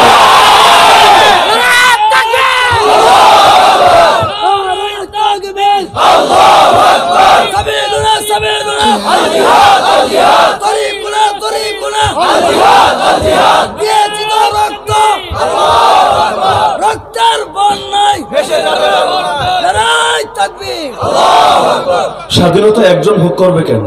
কেউ পাবে আর কেউ পাবে না, তা হবে না, তা হবে না। তুই কিছু ভোগ করতে চাইলে কিছু পেতে হলে কিছু দিতে হয়। মুখ দিয়ে গালি দিবি আর তোর কল্লাটা যাবে না, এটা কি হয়? সবাই তো একসঙ্গে শিয়াল হয় না, কিছু কিছু সিংহ সব যুগেই থাকে। কয়জনকে থামাবি? আমাদের বুকে আগুন জ্বালিয়ে তোরা সুখে থাকবি, এটা তো হবে না।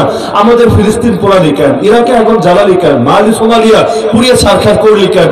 এখন তোদের বুকে আগুন জ্বললে আবার কান্দো কে? আরে প্রত্যেকটা ক্রিয়ার কিছু প্রতিক্রিয়া জ্বলবেই। আরে মুসলমান তো ঘুমিয়ে আছে, খেলা তো এখনো শুরুই হয়নি। এক জাতিরা খেলছে, তাতেই অবস্থা। এক আফগানিদের মোকাবেলা করতে এসে ব্রিটিশ শেষ, সোভিয়েত ইউনিয়ন শেষ, United states of America the great USA ওরাও শেষ। এক কাঠ মোল্লাদের সঙ্গে লড়াই করতে গিয়ে অবস্থা। আর স্টিল মোল্লা যেদিন ময়দানে নামবে কি অবস্থা হবে রে পাগলা? মুসলমান তো এখনো ঘুমিয়ে আছে, যেদিন সমগ্র পৃথিবীর মুসলমান জাগবে তোরা সব পালানোর জায়গাও খুঁজে পাবি না। ওরা কতটা দুর্বল যে এই জিনিস দেখা যায় না, ধরা যায় না, ছোঁয়া যায় না। অদৃশ্য ছোট্ট এক ভাইরাস, নোভেল করোনা ভাইরাস বা কোভিড-19 যার নাম, এর লগে মোকাবেলা করতে পারে না। ভ্যাকসিন নিয়েই কত কাহিনী। তাও ভ্যাকসিন দেওয়ার 12 দিনের মাথায় নাকি আবার করোনা হয়ে যাচ্ছে। কি আজীব আজীব। করোনা সবার লগে একটু একটু সম্পর্ক করেছে, আমেরিকার প্রতি আর পীড়িতে যেন একটু বেশি জেগেছে। এমন জড়ানো জড়িয়েছে আমেরিকাকে, এখন আর ছাড়ে না।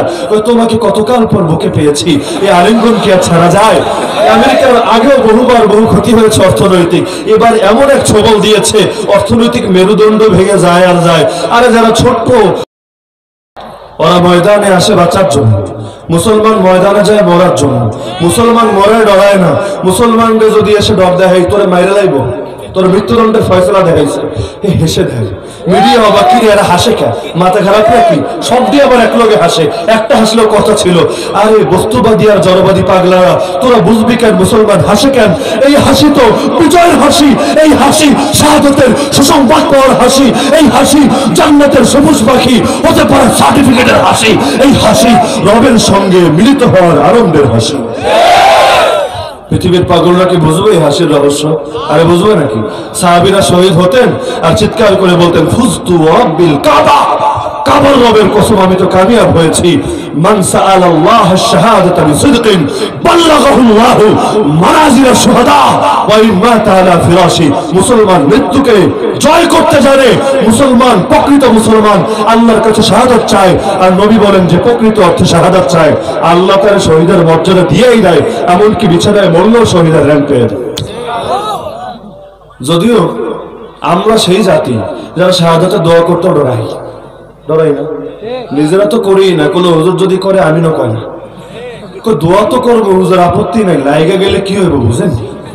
দোয়া তো কত দোয়াই করি, কিন্তু লাইগা গেলে কি কষ্ট হইব এটা তো আর আপনি টের পাবেন না। আরে কষ্ট, অনেক বেদনা, অনেক যন্ত্রণা হবে আমাদের। কিন্তু তারা জানে না, নবী জানিয়েছেন সবচাইতে সহজ মৃত্যু এই মৃত্যু। যার কারণে এত করুণ ভাবে মারে, মরার পরও দেখা যায়, দেখেন না লাশের মুখে হাসি ফুটে থাকে। আরে ফুটবে না কেন? চোখের সামনে যার জান্নাতের দুয়ার গুলো খুলে যায়, জান্নাতের হুর গেলবানরা যাকে ইস্তেকবাল জানানোর জন্য চলে আসে, সে হাসবে না তো কে হাসবে? যাদেরকে ফেরেশতারা পিড়াতে পিড়াতে জানবেন, যেটা চায় না ভিতরে গিয়ে লুকায়, বস্তা দিয়ে পেঁচিয়ে জান কবজ করে নিয়ে জাহান্নামে ফেলে, ও হাসবে? ও তো মরার পর মুখটা অটোমেটিক কালা হয়ে যাবে, এটাই স্বাভাবিক। অপরদিকে প্রকৃত মুসলমান 100 বছর পর কবর খুলে গেলেও দেখা যায় লাশ এখনো জিন্দা। তো বলছিলাম এই দায়িত্ব সবাই পালন করতে পারবেন তো ইনশাআল্লাহ? ইসলামের প্রত্যেকটা বিধানের হেফাজত করতে হবে। হেফাজত দুই ভাবে হয়। কয় ভাবে? ইলমি ভাবে এবং আমলি ভাবে। কিভাবে? যেগুলো ইলমি ভাবে এবং আমলি ভাবে আছে, আলহামদুলিল্লাহ, নামাজ ইলমি ভাবেও জিন্দা, আমলি ভাবেও জিন্দা। রোজা ইলমি ভাবেও জিন্দা, আমলি ভাবেও জিন্দা। হজ যাকাত ইলমি ভাবেও জিন্দা, আমলি ভাবেও জিন্দা। যেগুলো আমলি ভাবে জিন্দা নাই, এগুলোকে অন্তত ইলমি ভাবে জিন্দা রাখতে হবে, নইলে কোরআনের একটা অংশ ছেড়ে দেওয়ার গুনাহে গুনাহগার হব। আর যে আল্লাহর কিতাবরে ছেড়ে দেয়, আল্লাহ তারও ছেড়ে দেন। আর আল্লাহ যারা ছেড়ে দেন, তার পতনকে কেউ ঠেকাতে পারে না। পুল সিরাতের পুল থেকে কেটে কেটে সে জাহান্নামে পড়বে না তো কে পড়বে? আল্লাহ পার না করলে সেই পথ পাড়ি দেওয়ার কোনো সুযোগ নাই। যে আল্লাহকে ধরে রাখে, আল্লাহ তাকে ধরে রাখেন। যে আল্লাহরে ছেড়ে দেয়, আল্লাহ তারেও ছেড়ে দেন। উদাহরণস্বরূপ দাস দাসী আমলি ভাবে নাই, আছে? তাই বলে এটাকে রহিত হয়ে গেছে? আমার নবীর পর আর কোন নবী এসেছেন যে রহিত করবেন? ইলমি ভাবে জিন্দা রাখতে হবে। তালিবুল ইলম এই কিতাবের এই অধ্যায়গুলো দর্শ দিতে হবে, উস্তাদরা দর্শ দিতে হবে, ইলমি ভাবে রাখতে হবে, যেন কিয়ামতের আগে যদি কখনো ফেরে মাসালা তো বলা লাগবে নাকি আসমান থেকে ফেরেশতা এসে বলবে? আরে বলে না। জিহাদ আমলি ভাবে আমাদের সামনে নাই, আছে? জীবনে দেখেছেন কেউ? তাই বলে ইলমি ভাবেও ছেড়ে দিবেন? আর ছেড়ে দিবেন? যদি আমলি ভাবেও নাই, ইলমি ভাবেও ছাড়েন, পুরা কপাল, জাহান্নাম ছাড়া কই যাবেন? আল্লাহর ছেড়ে দিলেন, আল্লাহর ছেড়ে দিয়ে কেমনে শান্তিতে থাকবেন?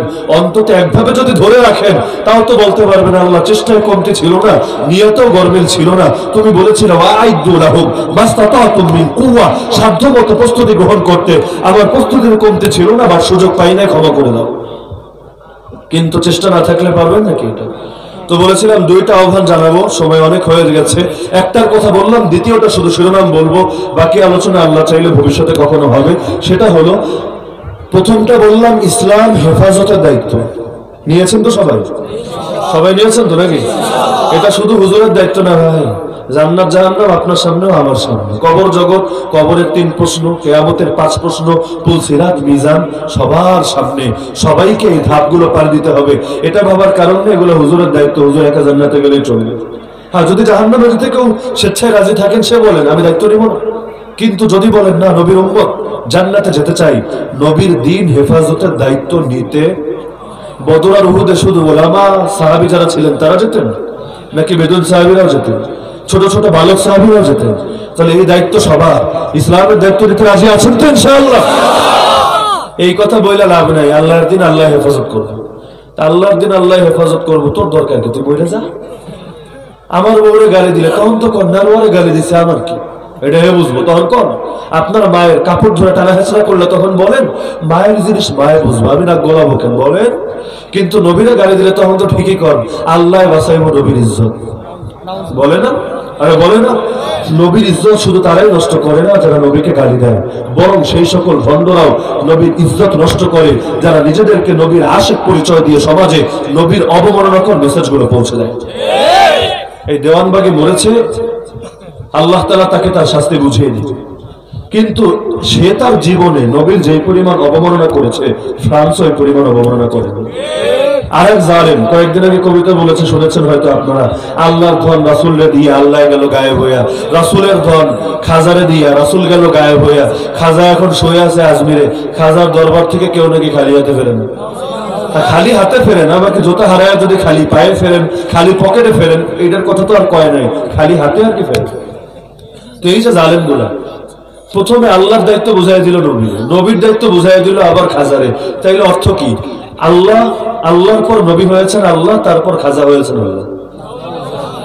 ইমান আছে এগুলো? আর ইমান আছে, কিন্তু এদেরকে প্রমোট করে মজা নেওয়ার জন্য, এদের গান শোনে, এদের গজল শোনে, এদের বয়ান শোনে, এরকম লোক নাই? নবীর অবমাননা শুধু সেই ম্যাক্রন করে না ফ্রান্সের, নবীর অবমাননা এরাও করে। আমরা যদি বাস্তবে নবীকে ভালোবাসতাম, এদের মুখেও লাগাম টানানোর জন্য ময়দানে ঠিকই ঝাঁপিয়ে পড়তাম। কাফিরদের বিরুদ্ধে যেমন তরবারির লড়াই করতে হয়, মুনাফিকদের বিরুদ্ধে জবানের লড়াই চিরকাল জারি রাখতে হয়। সাহাবী আব্দুল্লাহ বিন আব্বাস রাদিয়াল্লাহু আনহু বলেন, আল্লাহর আদেশ, ইয়া আইয়ুহান নবী জাহিদুল কুফার ওয়াল মুনাফিকিন ওয়াগলুজ আলাইহিম। হে নবী, কাফেরদের বিরুদ্ধে জিহাদ করবেন, মুনাফিকদের বিরুদ্ধে জিহাদ করবেন, কাফেরদের ব্যাপারেও কঠোর থাকবেন, মুনাফিকদের ব্যাপারেও কঠোর থাকবেন। এর ব্যাখ্যায় আব্দুল্লাহ বিন আব্বাস রাদিয়াল্লাহু আনহু বলেন, তাফসীর ইবনে কাসির, তাফসীর কুরতুবীর মধ্যে, তাফসীর তাবারীর মধ্যে এই উক্তি সনদ সহকারে পেয়ে যাবেন। তিনি বলেন, কাফেরদের বিরুদ্ধে জিহাদ হবে তরবারির দ্বারা, মুনাফিকদের বিরুদ্ধে জিহাদ হবে জবানের দ্বারা। হ্যাঁ, কখনো তরবারি প্রয়োজন হলে তরবারিও লাগবে, তবে জবানকে থামানো যাবে না। তো এদের বিরুদ্ধে বলা লাগবে কিনা? হ্যাঁ, যদিও কিছু লোক বলবে, কি রে হুজুরের বিরুদ্ধে কয়টা আছে না এমন লোক, এরা ভাবে কাপড় একটা পরলেই মনে হয় হুজুর হয়। তাহলে আমার কোন নবী নবীর বিরুদ্ধে বলে কেন? আমার নবীর জামানায় ভণ্ড নবী ছিল দুইটা। কয়টা? আরে কয়টা? আসল নবী একজন, ভণ্ড নবী দুইজন। আমার নবী শুধু ভণ্ড নবীর বিরুদ্ধে বলেন নাই, বাহিনী পাঠিয়েছেন ওদেরকে জবাই করে কল্যাণের কদমের সামনে আনার জন্য। এখন যদি কেউ কয়, কি রে নবীর মায়ের পেট, এটা আবার কেমন কথা? এই কথা কওয়ার সুযোগ আছে নাকি? তাহলে আমরা হকপন্থী আলেমদের বিরুদ্ধে বলি? আরে বলেন, হাতের পাঁচ আঙ্গুল সমান। সবসময় মনে রাখবেন, পান্তা ভাত পচলেও গন্ধ হয়, বিরিয়ানি পচলেও গন্ধ হয়। গন্ধ দুইটা তো সমান নাকি? আপনাকে ভৈরবে মনে হয় গন্ধ সমানই হয়। গন্ধ বেশি কোনটা? তো যেগুলো বিক্রি হয়ে যায়, যেগুলো বরবাদ হয়ে যায়, ওরা সাধারণ মানুষ পচলে একা পচে, গন্ধ সামান্য থাকে। এগুলো পচলে সবাই নিয়ে জাহান্নামের দোরগোড়ায় পৌঁছে যায়। এখন থেকে 3 মাস আগে না 2 মাস আগে টেলিভিশনে বসে এক মৌলবী ফতোয়া দিল, হুজুররা ভাস্কর্যের বিরোধিতা করে কেমনে আমার বুঝে আহে না। কাবা শরীফ নিজেই একটা ভাস্কর্য। নাউযুবিল্লাহ মিন যালিক। একে মুসলমান না মুরতাদ? নামের আগে মাওলানা হাজারবার লাগালেও কাজ নাই, অনিবার্য নাই। নতুন করে যদি ঈমান নবায়ন না করে তাহলে ওর শাস্তিও মৃত্যুদণ্ড। তো বলছিলাম, 1 নম্বর দায়িত্ব হলো ইসলামকে হেফাজত করতে হবে, ইলমি ভাবেও আমলি ভাবেও। যেটা 2 ভাবে পারেন আলহামদুলিল্লাহ, যেটা 2 ভাবে পারেন না অন্তত 1 ভাবে জিন্দা রাখবেন তো ইনশাআল্লাহ। জিহাদের চর্চা ছেড়ে দিতে হবে?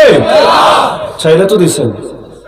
যদি কই জিহাদের মাসালা কি, শর্ত কি, রুকন কি, হুকুম কি, কখন ফরজে আইন, কখন ফরজে কিফায়া, জিহাদের প্রকার কি বলতে পারবে কেউ? মনে হয় কি? মনে হয় পারবে? পারবে? তা ছাড়েন নাই, আমলি ভাবেও নাই, ইলমি ভাবেও নাই। কি পরিণতি হবে? আল্লাহর সামনে কি জবাব নিয়ে হাজির হবেন? একটা থাকলেও তো বলতে পারবেন, আল্লাহ হাফ তো ছিল, অর্ধেক ভাড়া তো দিচ্ছি, কিন্তু এখন বলার সুযোগ আছে। আজকে থেকে উদ্যোগ নেন, ইলমি ভাবে ইনশাআল্লাহ ইসলামের প্রত্যেকটা বিধান নিয়ে জ্ঞান চর্চা করবেন। সুস্থ জ্ঞানের আলো যতটা ছড়িয়ে দিবেন ততটা সমাজ সুন্দর হবে। আর যারা জঙ্গিবাদ নিয়ে বেশি চুলকায়, পাগলা তুই জঙ্গিবাদ দূর করবি, ভালো কথা, কেমনে করবি? সহি জিহাদ না শিখালে গলত জিহাদ কোনটা মানুষ বুঝবো কেমনে? আরে বুঝেন না নাকি? খালি হাতুড়ে ডাক্তার বললে তো হবে না, কোনটা বিশেষজ্ঞ ডাক্তার এটাও তো চিনিয়ে দিতে হবে, নইলে মানুষ যাবে কার কাছে? আর স্ত্রীর পেট থেকে বাচ্চা বের হচ্ছে না, সিজার তো করা লাগবে। খালি বলবে হাতুড়ে, সবই হাতুড়ে। আরে ভালো মানুষের সন্ধান না দিলে এখন কি ঘরে বসে পড়বে নাকি? সব খালি সন্ত্রাসবাদের বিরুদ্ধে ফতোয়া, জঙ্গিবাদের বিরুদ্ধে আন্দোলন। তাহলে সহি জিহাদ কোনটা এটাও বলে দে, কিন্তু সহি বিরুদ্ধে, সহি নিয়ে কিছু বলবি না। খালি জঙ্গিবাদের নামে সব দিনে মুছে দিতে চাইবি, তাইলে বুঝতে হবে তোর অন্তরে নেফাকি আছে। সহি জিহাদ নিয়ে বলবেন না? কি বলবেন না? এখন থেকে সহি জিহাদ নিয়ে বলতে হবে, জানতে হবে, জানাতে হবে, জ্ঞান শিখতে হবে, শিখাতে হবে, কারণ এটা আমার রবের আদেশ। কার আদেশ? কার আদেশ? কোরআনে 82টা নামাজ নিয়ে আয়াত, 484টা জিহাদ নিয়ে আয়াত। তো সারা জীবন কি 82 আয়াত নিয়ে পড়ে থাকবেন? 484 আয়াত লাগবে না? নাকি বলবেন এই 484 আয়াত আমার দরকার নেই, এতে আমার কোনো হেদায়েত নাই, বলার সুযোগ আছে? এখন থেকে জিহাদ নিয়ে ইলম শিখবেন কে কে? একটু হাত তুলেন দেখি। আল্লাহ তাআলা সবাইকে কবুল করে নিন। আগামী বছর দেখা হলে আমি জিজ্ঞেস করব কে কে শিখেছেন, কি শিখেছেন জিজ্ঞেস নাই করলেন, কে কে শিখেছেন। তো শেখার জন্য বিশুদ্ধ সোর্স থেকে শিখতে হবে, 2 নম্বর সোর্স থেকে আবার শেখার দরকার নেই। আজকাল মুনাফিক গুলো জিহাদ নিয়ে বই লেখে, যার মধ্যে দুনিয়ার সব জিহাদ আছে, আসল জিহাদটাই নেই। জিহাদের অনেক ভার্সন বলি না একটু আগে, সব লাইনে জিহাদ চেষ্টা। রিক্সাওয়ালা জিহাদ করে, ভ্যানওয়ালা জিহাদ করে, স্ত্রী সহবাস করে, কষ্ট হয় না, ঘাম ঝরে না, এটাও তো এক প্রকার জিহাদ, চেষ্টা, সাধনা। এই 2 নম্বর জিহাদের পিছনে পড়বেন? আরে পড়বেন নাকি? আর দ্বিতীয় যে কথাটা শুধু শিরোনাম বলবো সেটা হলো, ইসলাম শুধু প্রচার করলেই হয় না, ইসলাম প্রতিষ্ঠা করতে হয়। প্রচার আলাদা বিষয়, প্রতিষ্ঠা আলাদা বিষয়। ইসলাম যদি প্রতিষ্ঠিত থাকে, মুসলমান নিরাপদে থাকে, শুধু মুসলমান না, প্রত্যেকটা কাফেরও তাদের ন্যায্য অধিকার বুঝে পায়। শুধু কাফেরও না, বনের প্রাণীরা পর্যন্ত সুখে শান্তিতে থাকে। গর্তের পিঁপড়া থেকে সমুদ্রের মাছ। ওলামায়ে কেরাম এবং তালিবুল ইলমের জন্য যে দোয়া করে এমনি এমনি না, ওরাও বোঝে কোরআন যতদিন আছে দুনিয়া আছে, কোরআন যেদিন থাকবে না দুনিয়াও থাকবে। তো এই কারণে ইসলাম প্রচার করাই শুধু আমাদের দায়িত্ব না, ইসলাম প্রতিষ্ঠা করাও আমাদের দায়িত্ব। কেউ যদি ইসলাম প্রচারকেই একমাত্র আদর্শ মনে করে এবং ইসলাম প্রতিষ্ঠাকে নিজের আদর্শকে ছেড়ে দেয়, সেই মুখ দিয়ে কথা বলার অধিকার রাখে না। আমি নবী ওয়ালা কাম করি। দলিল কোরআনের আয়াত সূরা তাওবা এবং সূরা সাফ, উভয় সূরায় আল্লাহ একটা আয়াত বলেছেন, হুয়াল্লাযী আরসালা রাসূলাহু বিল হুদা ওয়া দীনিল হক লিয়াদউআন নাস লাহু লিইয়ুযহিরাহু আলা দ্বীনি কুল্লি। তিনি সেই আল্লাহ যিনি তার রাসূলকে হেদায়েত দিয়ে এবং সত্য দিন দিয়ে পাঠিয়েছেন ইসলামকে দুনিয়ার সবকিছুর উপর বিজয় করার জন্য। পৃথিবীর সকল ধর্ম, সকল মতবাদ, সকল বিধান, সকল আইন, সকল তন্ত্র, সকল মন্ত্রের উপর ইসলামকে বিজয় করার জন্য নবীকে পাঠিয়েছেন। যার কারণে নবী শুধু দাওয়াত দেন নাই, ইসলাম কায়েম করেও দেখিয়েছেন। হ্যাঁ, এই কথা সহি যেটা জাবের ভাই বলে গিয়েছেন যে ঘাড়ের উপর তরবারি রেখে কালেমা পড়ানো হয় না, এই কথা যেমনি ভাবে সহি, এর চাইতেও বেশি সহি হলো যখন মক্কা বিজয় হলো 10,000 তরবারিওয়ালার বরকতে। যাদেরকে দেখে লড়াই করার সাহসও করে নাই মক্কার মুশরিকরা, যে ওরা 313 জন যখন ছিল তখনই পারি নাই, এখন আছে 10,000, তাও নেতৃত্বে আছে খালিদ বিন ওয়ালিদের মতো বীর সিপাহ সালাররা, এদের মোকাবেলা করা সম্ভব না, আত্মসমর্পণ করেছেন। ইতিহাস সাক্ষী 21 বছর পর্যন্ত যারা নবী এবং সাহাবীদেরকে জ্বালিয়েছে তরবারি দেখে, তাদের অধিকাংশ লোক কালেমা পড়ে ইসলাম গ্রহণ করে নিয়েছে। যেমনি ভাবে গর্দানের উপর তরবারি রেখে কালেমা পড়ানো হয় না, এই কথা যেমন সহি, এর চাইতে বেশি সহি ইসলাম যখন জিন্দা থাকে, ইসলামের সৌন্দর্য দেখে কাফেররাও কুফরের উপর গোলামি প্রদর্শন করে না, বরং তারা কালেমা পড়ে সুশীতল ইসলামের ছায়ায় চলে আসে। ইসলাম সুন্দর না অসুন্দর, ভালো না খারাপ, ইনসাফের ধর্ম না বেইনসাফের ধর্ম? তাহলে ইসলাম কেন গ্রহণ করবেন? আপত্তি কোথায়? একটা বিধান যদি খারাপ থাকতো বুঝতাম, এটার কারণে মানুষ ইসলাম থেকে দূরে থাকতো। আল্লাহর কসম, আমার আল্লাহ ইসলাম এমন কিছু রাখেন নাই যেটার কারণে আমাদের ইমেজ নষ্ট হবে, যেটা চেপে রাখতে হবে, যেটার কারণে মাথা নিচু করে বাঁচতে হবে। ইসলাম পুরোটাই সুন্দর, তাহলে গ্রহণ করবে না কেন? মানুষ তো সুন্দরটাই গ্রহণ করতে চায়। ইসলামকে বিজয় করবেন তো ইনশাআল্লাহ। আরে মানুষ ভাবে কারো উপর জুলুম হলে জুলুম প্রতিরোধের জন্যই মনে হয় জিহাদ দেওয়া হয়েছে, কিন্তু তারা জানে না এটা হলো জিহাদের দ্বিতীয় লক্ষ্য। কয় নম্বর লক্ষ্য? জিহাদের মূল লক্ষ্য আমার রব কোরআনে বলেছেন, ওয়াকাতিলুহুম হাত্তা লা তাকুনা ফিতনা ওয়া ইয়াকুনা দ্বীনু কুল্লুহু লিল্লাহ। আমার নবী বলেছেন, উমিরতু আন উকাতিলান নাস হাত্তা ইয়াশহাদু আন লা ইলাহা ইল্লাল্লাহ। আর বলেছেন, বুইস্তু বাইনা ইয়াদাই সাআতি বিসাইফ হাত্তা ইউবাদাল্লাহু ওয়াহদা ওয়া জুইলা রিজকি তাহতা যিল্লি রুমহি ওয়া জুইলা যুল্লু ওয়াস সাগার আলা মান খালাফা আমরি। আমার আল্লাহ আমাকে পাঠিয়েছেন দুনিয়ার মানুষের বিরুদ্ধে আমার লড়াই চলবে ততদিন পর্যন্ত যতদিন ইসলাম কায়েম না হবে। জিহাদের মূল লক্ষ্যই আমার রব বলেছেন দুইটা, এক হলো ফিতনা নির্মূল করা, সবচাইতে বড় ফিতনা কুফর, সবচাইতে বড় ফিতনা শিরক, ধর্ষণ যত বড় অপরাধ, মাদক যত বড় অপরাধ, চোরাচালান যত বড় অপরাধ, ঘুষ খাওয়া যত বড় অপরাধ, আল্লাহর খেয়ে আল্লাহর পরে তারে না মানা, তার শরীক বানিয়ে ফেলা, এর চাইতে বড় অপরাধ। মানুষ কয় নিরাপরাধ কাফের। আরে বেটা, নিরাপরাধ কাফের হতে পারলে নিরাপরাধ রাজাকার হতে পারবে, নিরাপরাধ ধর্ষক হতে পারবে, নিরাপরাধ চোর হতে পারবে, নিরাপরাধ ডাকাত হতে পারবে। মানবেন? কবে রোজ নিরাপরাধ ডাকাত কেমনে হয়? ডাকাত মানেই তো অপরাধী। আমি বলবো কাফের মানে অপরাধী। ডাকাতি করেছে, বান্দার হক নষ্ট করেছে, আর কাফের আল্লাহর খেয়ে আল্লাহর পরে তার বিরুদ্ধে বিদ্রোহ করেছে। রাষ্ট্রের বিরুদ্ধে বিদ্রোহ করা যত বড় অপরাধ, আল্লাহর বিরুদ্ধে বিদ্রোহ করার চাইতে কোটি গুণ বড় অপরাধ। আল্লাহ বলেন লড়াই চলবে। এক নম্বর লক্ষ্য ফিতনা নির্মূল হওয়ার জন্য, যার কারণে দাজ্জাল মরার পর জিহাদ বন্ধ, তখন আর জিহাদ লাগবে না। আমার নবী জিহাদের মেয়াদে দিয়েছেন, যতদিন না উম্মতের শেষ দল দাজ্জালের বিরুদ্ধে জিহাদ করে। কারণ অন্যায় নাই, জিহাদ দরকার নাই। জিহাদ হলো ন্যায়ের পক্ষে, অন্যায়ের বিরুদ্ধে। আর 2 নম্বর লক্ষ্য হলো আল্লাহর জমিন, আল্লাহর দিন কায়েম। কার দিন? ছোট্ট একটা উদাহরণ দিয়ে আলোচনা শেষ করি। মক্কা বিজয়ের পর আল্লাহ রাসূলের এক সাহাবী ছিলেন আয়েদ বিন আমর রাদিয়াল্লাহু আনহু। তিনি আবু সুফিয়ান, মক্কার সেই মুশরিক নেতা, তাকে সঙ্গে নিয়ে রাসূলের খেদমতে আসলেন। আসার পর রাসূলের খাদেম সাহাবী যারা ছিলেন তারা বললেন, হে আল্লাহর রাসূল, আবু সুফিয়ান এসেছে। এটা খেয়াল করবেন কথা গভীরভাবে, নাকি শেষ করে দেব? শেষ করে দেই। আবু সুফিয়ান এসেছে আর আয়েদ বিন আমর এসেছে। আবু সুফিয়ান তখনও কাফের। ইসলাম কবুল করেন না। হে আল্লাহ রাসূল, আদবটা খেয়াল করেন। হে আল্লাহ রাসূল, আবু সুফিয়ান এসেছে, আয়াজ বিন আমর এসেছে। নবী বলেছে, এই কথা ঠিক করে বলো, বলবা এভাবে, আয়াজ বিন আমর এসেছে এবং আবু সুফিয়ান এসেছে। এরপর নবী বলেন, আল ইসলাম আযযু মিন যালিক, আল ইসলাম ইয়ালু ওয়ালা ইউলা আলাইহি। ইসলাম ওর চাইতে, ওর মত আবু সুফিয়ান, আল ইসলাম আযযু মিনহু না মিন যালিক, বস্তুর মতো তুচ্ছ বস্তু। ইসলাম ওর মতো আবু সুফিয়ানের চাইতে অনেক বেশি সম্মানিত। ইসলাম সর্বদা উপরে থাকে, ইসলামের উপরে কোনো কিছু যায় না।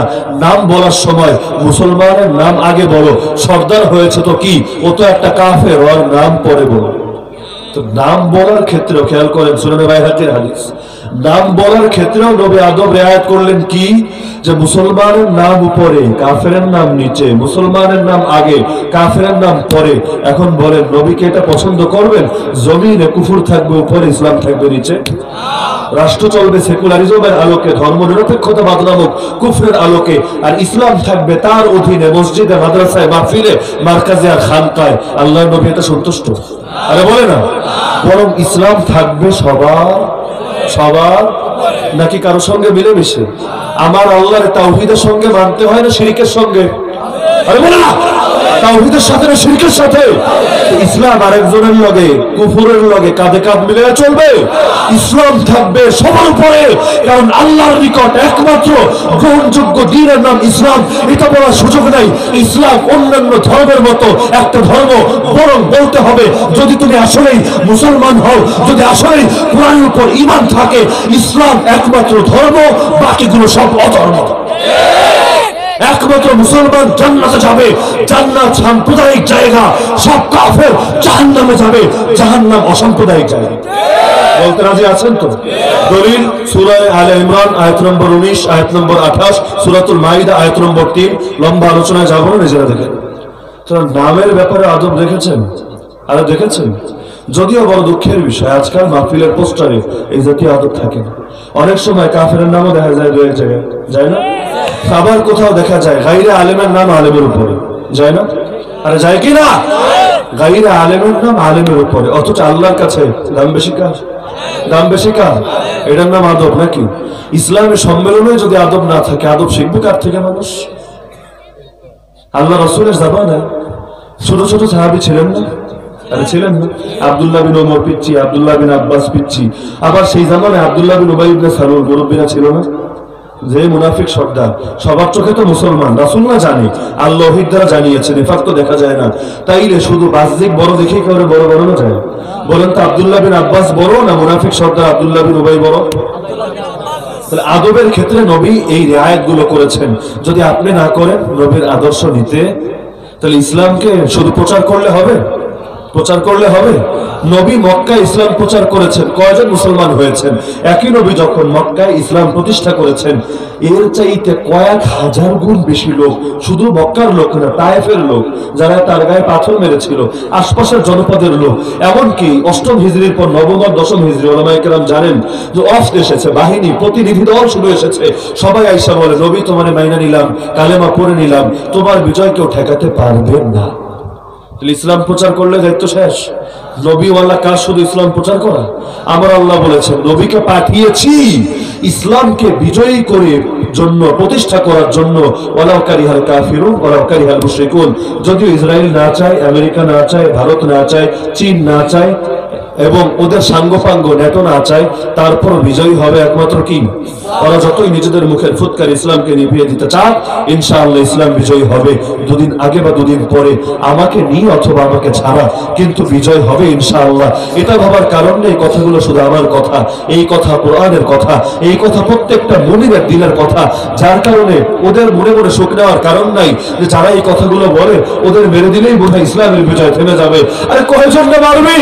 আল্লাহ জমিন, আল্লাহ দ্বীনের কথা যারা বলে, এরকম 10 জনকে মারলে লাভ নাই। আর একজন শহীদ যখন দুনিয়া থেকে বিদায় হয়, রক্তের প্রতিটা ফোঁটার মতো দুনিয়ার মধ্যে মুজাহিদ জন্ম দিয়ে যায়। এক বাবরি মসজিদ শহীদ হয়, লক্ষ কোটি মসজিদের নিরাপত্তার গ্যারান্টি দিয়ে যায়। আর কয়জনকে মারবি তোরা? একদিকে শহীদের মিছিল শুরু হবে, আর একদিকে মুজাহিদ ঘরে ঘরে জন্ম নেবে। তোরা হয়তো 10 জন 20 জন 100 জন 1000 জনকে মারতে পারবি, কিন্তু আল্লাহর মোকাবেলা করতে পারবি না। আল্লাহ তাআলা শীঘ্রই এমন সিংহদেরকে পাঠিয়ে দিবেন যারা জমিন থেকে তোদের নাম নিশানাও মিটিয়ে দেবে ইনশাআল্লাহ। ইসলাম যে বিজয়ী হবে সন্দেহ আছে? আরে আছে, নবী গ্যারান্টি দিয়েছেন। হাদিসগুলোর দিকে যাবো না, কি গ্যারান্টি দিয়েছেন? তো বলছিলাম এই দুটো আহ্বান রেখে গেলাম। এখনো ইসলাম হেফাজত করতে হবে, আর এখনো ইসলাম প্রচারেই ক্ষান্ত থাকা যাবে না, ইসলাম প্রতিষ্ঠা করতে হবে। হ্যাঁ, ইসলাম প্রতিষ্ঠার একমাত্র মাধ্যম জিহাদ, এই কথা কোনোদিনও আমরা বলবো না। মদিনায় ইসলাম কায়েম হয়েছে দাওয়াত দ্বারা। তবে দাওয়া এবং জিহাদ উভয়টাই নববী মানহাজ, তবে জিহাদ মুক্ত দাওয়া না, দাওয়া মুক্ত জিহাদ। যখন জিহাদ করতে যেতেন ইকদামি জিহাদ, আজকাল তো অনেকে নাকি ইকদামি জিহাদ অস্বীকার করে, নাউজুবিল্লাহ। নবী যখন দাওয়াত দিতে যেতেন সাহাবীদেরকে পাঠাতেন, জিহাদের আগেও দাওয়াত দিয়ে নিতেন। জান নাই ইসলাম গ্রহণ কর, নিরাপত্তা পাবি, সন্দেহ থাকলে প্রশ্ন থাকলে জিজ্ঞা, জবাব দিয়ে দিব। তাও যদি না মনে চায় তাইলে টেহা দে, জিজিয়া দে, কর দে, নিরাপত্তা দিয়ে দিব। আর দুইটার কোনোটা রাজি না থাকলে তাইলে তরবারি ফয়সালা করবে, আয় খেলা হবে। এটা হলো শেষে। দাওয়াত তো তখনও দিতেন। হ্যাঁ, দিফাইয়ের মধ্যে দাওয়াতটা হতো নাই, তুই আবার মারতে যাবি, এখানে আবার কিসের দাওয়াত? এখানে তরবারির মোকাবেলা হবে তরবারি দিয়ে। যার কারণে বর্তমান দুনিয়া দাওয়াতের কোনো জরুরত আসবে না, কারণ এখন লড়াই যা চলে সবই দিফাই, প্রতিরোধমূলক, ডিফেন্সিভ, অফেন্সিভ না। আবার অফেন্সিভের দাওয়াতের জরুরত শেষ, কারণ সবার নিকট ইসলামের দাওয়াত পৌঁছে গেছে। যার নিকট জনমে কোনোদিন দাওয়াত পৌঁছায় নাই, ওকে একবার অন্তত দাওয়াত দেওয়া মুস্তাহাব। তো বলছিলাম দাওয়া মুক্ত জিহাদ না, জিহাদ মুক্ত দাওয়া না, বরং এগুলো কাঁধে কাঁধ মিলিয়ে চলে। যেমন ইলম আর জিহাদ একটা আর একটা দুশমন না। যদি আলেম মুজাহিদকে দুশমন মনে করে, মুজাহিদ যদি আলেমকে দুশমন মনে করে, ওই সমাজ বরবাদ হবে। বুখারা সমরকন্দের মাদ্রাসাওয়ালারা মুজাহিদদের বিরুদ্ধে ফতোয়াবাজি করেছিল। প্রথমে ওরা মুজাহিদদেরকে মেরেছে এদের ফতোয়াকে পুঁজি করে। যখন সব মুজাহিদ শেষ, ওই দিনেও আর রাখে নাই, মসজিদ মাদ্রাসা সব পুড়িয়ে ছাড়খাড় করে দিয়েছে। যত কোরআন পেয়েছে কোরআন পুড়িয়ে ফেলেছে, মসজিদকে ঘোড়ার আস্তাবল বানিয়েছে, মাদ্রাসাকে মদের বার বানিয়েছে, কোরআন শিক্ষাকে সম্পূর্ণ নিষিদ্ধ করেছে, আজান বন্ধ করে দিয়েছে। 70 বছর পর্যন্ত এভাবে চলেছে। 1-2 বছর না, 70 বছর। রোহিঙ্গাদের মধ্যে একই পরিণতি হয়েছে। ওদের অনেক আলেমরা মুজাহিদদের বিরুদ্ধে ফতোয়া দিয়েছে, এখনো ক্যাম্পে বসে বসে ফতোয়া দেয়, আমগুলোর উপর জিহাদ ফরজ হয় নাই। কি রে, কবে হইব পাগল? এখনো হয় নাই, ভাবে কবে? মরার পর। এখনো বসে বসে ফতোয়া দেয়, পরাজিত মানসিকতার লোক। এখনো ভাবে যে না, আমরা দুর্বল। এই ফতোয়া যখন ব্রিটিশদের বিরুদ্ধে আমাদের আকাবিরা জিহাদ করেছিলেন, এই সময় এক হুজুর এই ফতোয়া দিয়েছিল, ব্রিটিশদের বিরুদ্ধে জিহাদ করা জায়েজ নাই। তখন দারুল উলুম দেওবন্দের প্রতিষ্ঠাতা কাসেম নানুতুবি রহমতুল্লাহ আলাইহি তাকে গিয়ে জিজ্ঞেস করেছিলেন, হযরত আমি তো জিহাদের নেতৃত্ব দিচ্ছি, আমিরুল মুজাহিদিন আমি, আপনি, আপনার নিকট আমার একটা প্রশ্ন, আপসে সির্ফ এক গুজারিশ है, एक दरखास्त है, एक सवाल है, এক এতরাজ है, আপনি যদি একটা তাশাফি বক্স অন্তর প্রশান্তি করে জবাব দিতে পারেন, আমি সব দায়িত্ব ছেড়ে দিব। কি প্রশ্ন তোমার? যে হুজুর আপনি তো কোন আমরা দুর্বল, এই কারণে নাকি জিহাদ জায়েজ নাই। আপনারা খালি জিজ্ঞাবো, আমরা কি বদরওয়ালাগো চাইতে দুর্বল? বদরের সাহাবীদের দুর্বলতা জানেন তো নাকি? 2টা তরবারি নিয়ে নেমেছেন 1000 তরবারির মোকাবেলা করার জন্য। যে হুজুর আপনি খালি কোন তাগো চাইতে দুর্বল, সব বাদ দিয়ে দিব। আর যদি বলেন তাদের চাইতে দুর্বল না, তাহলে যেই আল্লাহ বদরে সাহায্য করেছেন একই আল্লাহ আছেন, বলেন না? আল্লাহ তাআলা আমাদের সবাইকে কথাগুলো সঠিকভাবে জানার, বোঝার এবং আমল করার তৌফিক দান করুন। আল্লাহ তাআলা এই মাহফিলের ইন্তজাম যারা করেছেন তাদেরকে উত্তম প্রতিদান দান করুন। আল্লাহ তাআলা এলাকাবাসী এবং এই কবরস্থান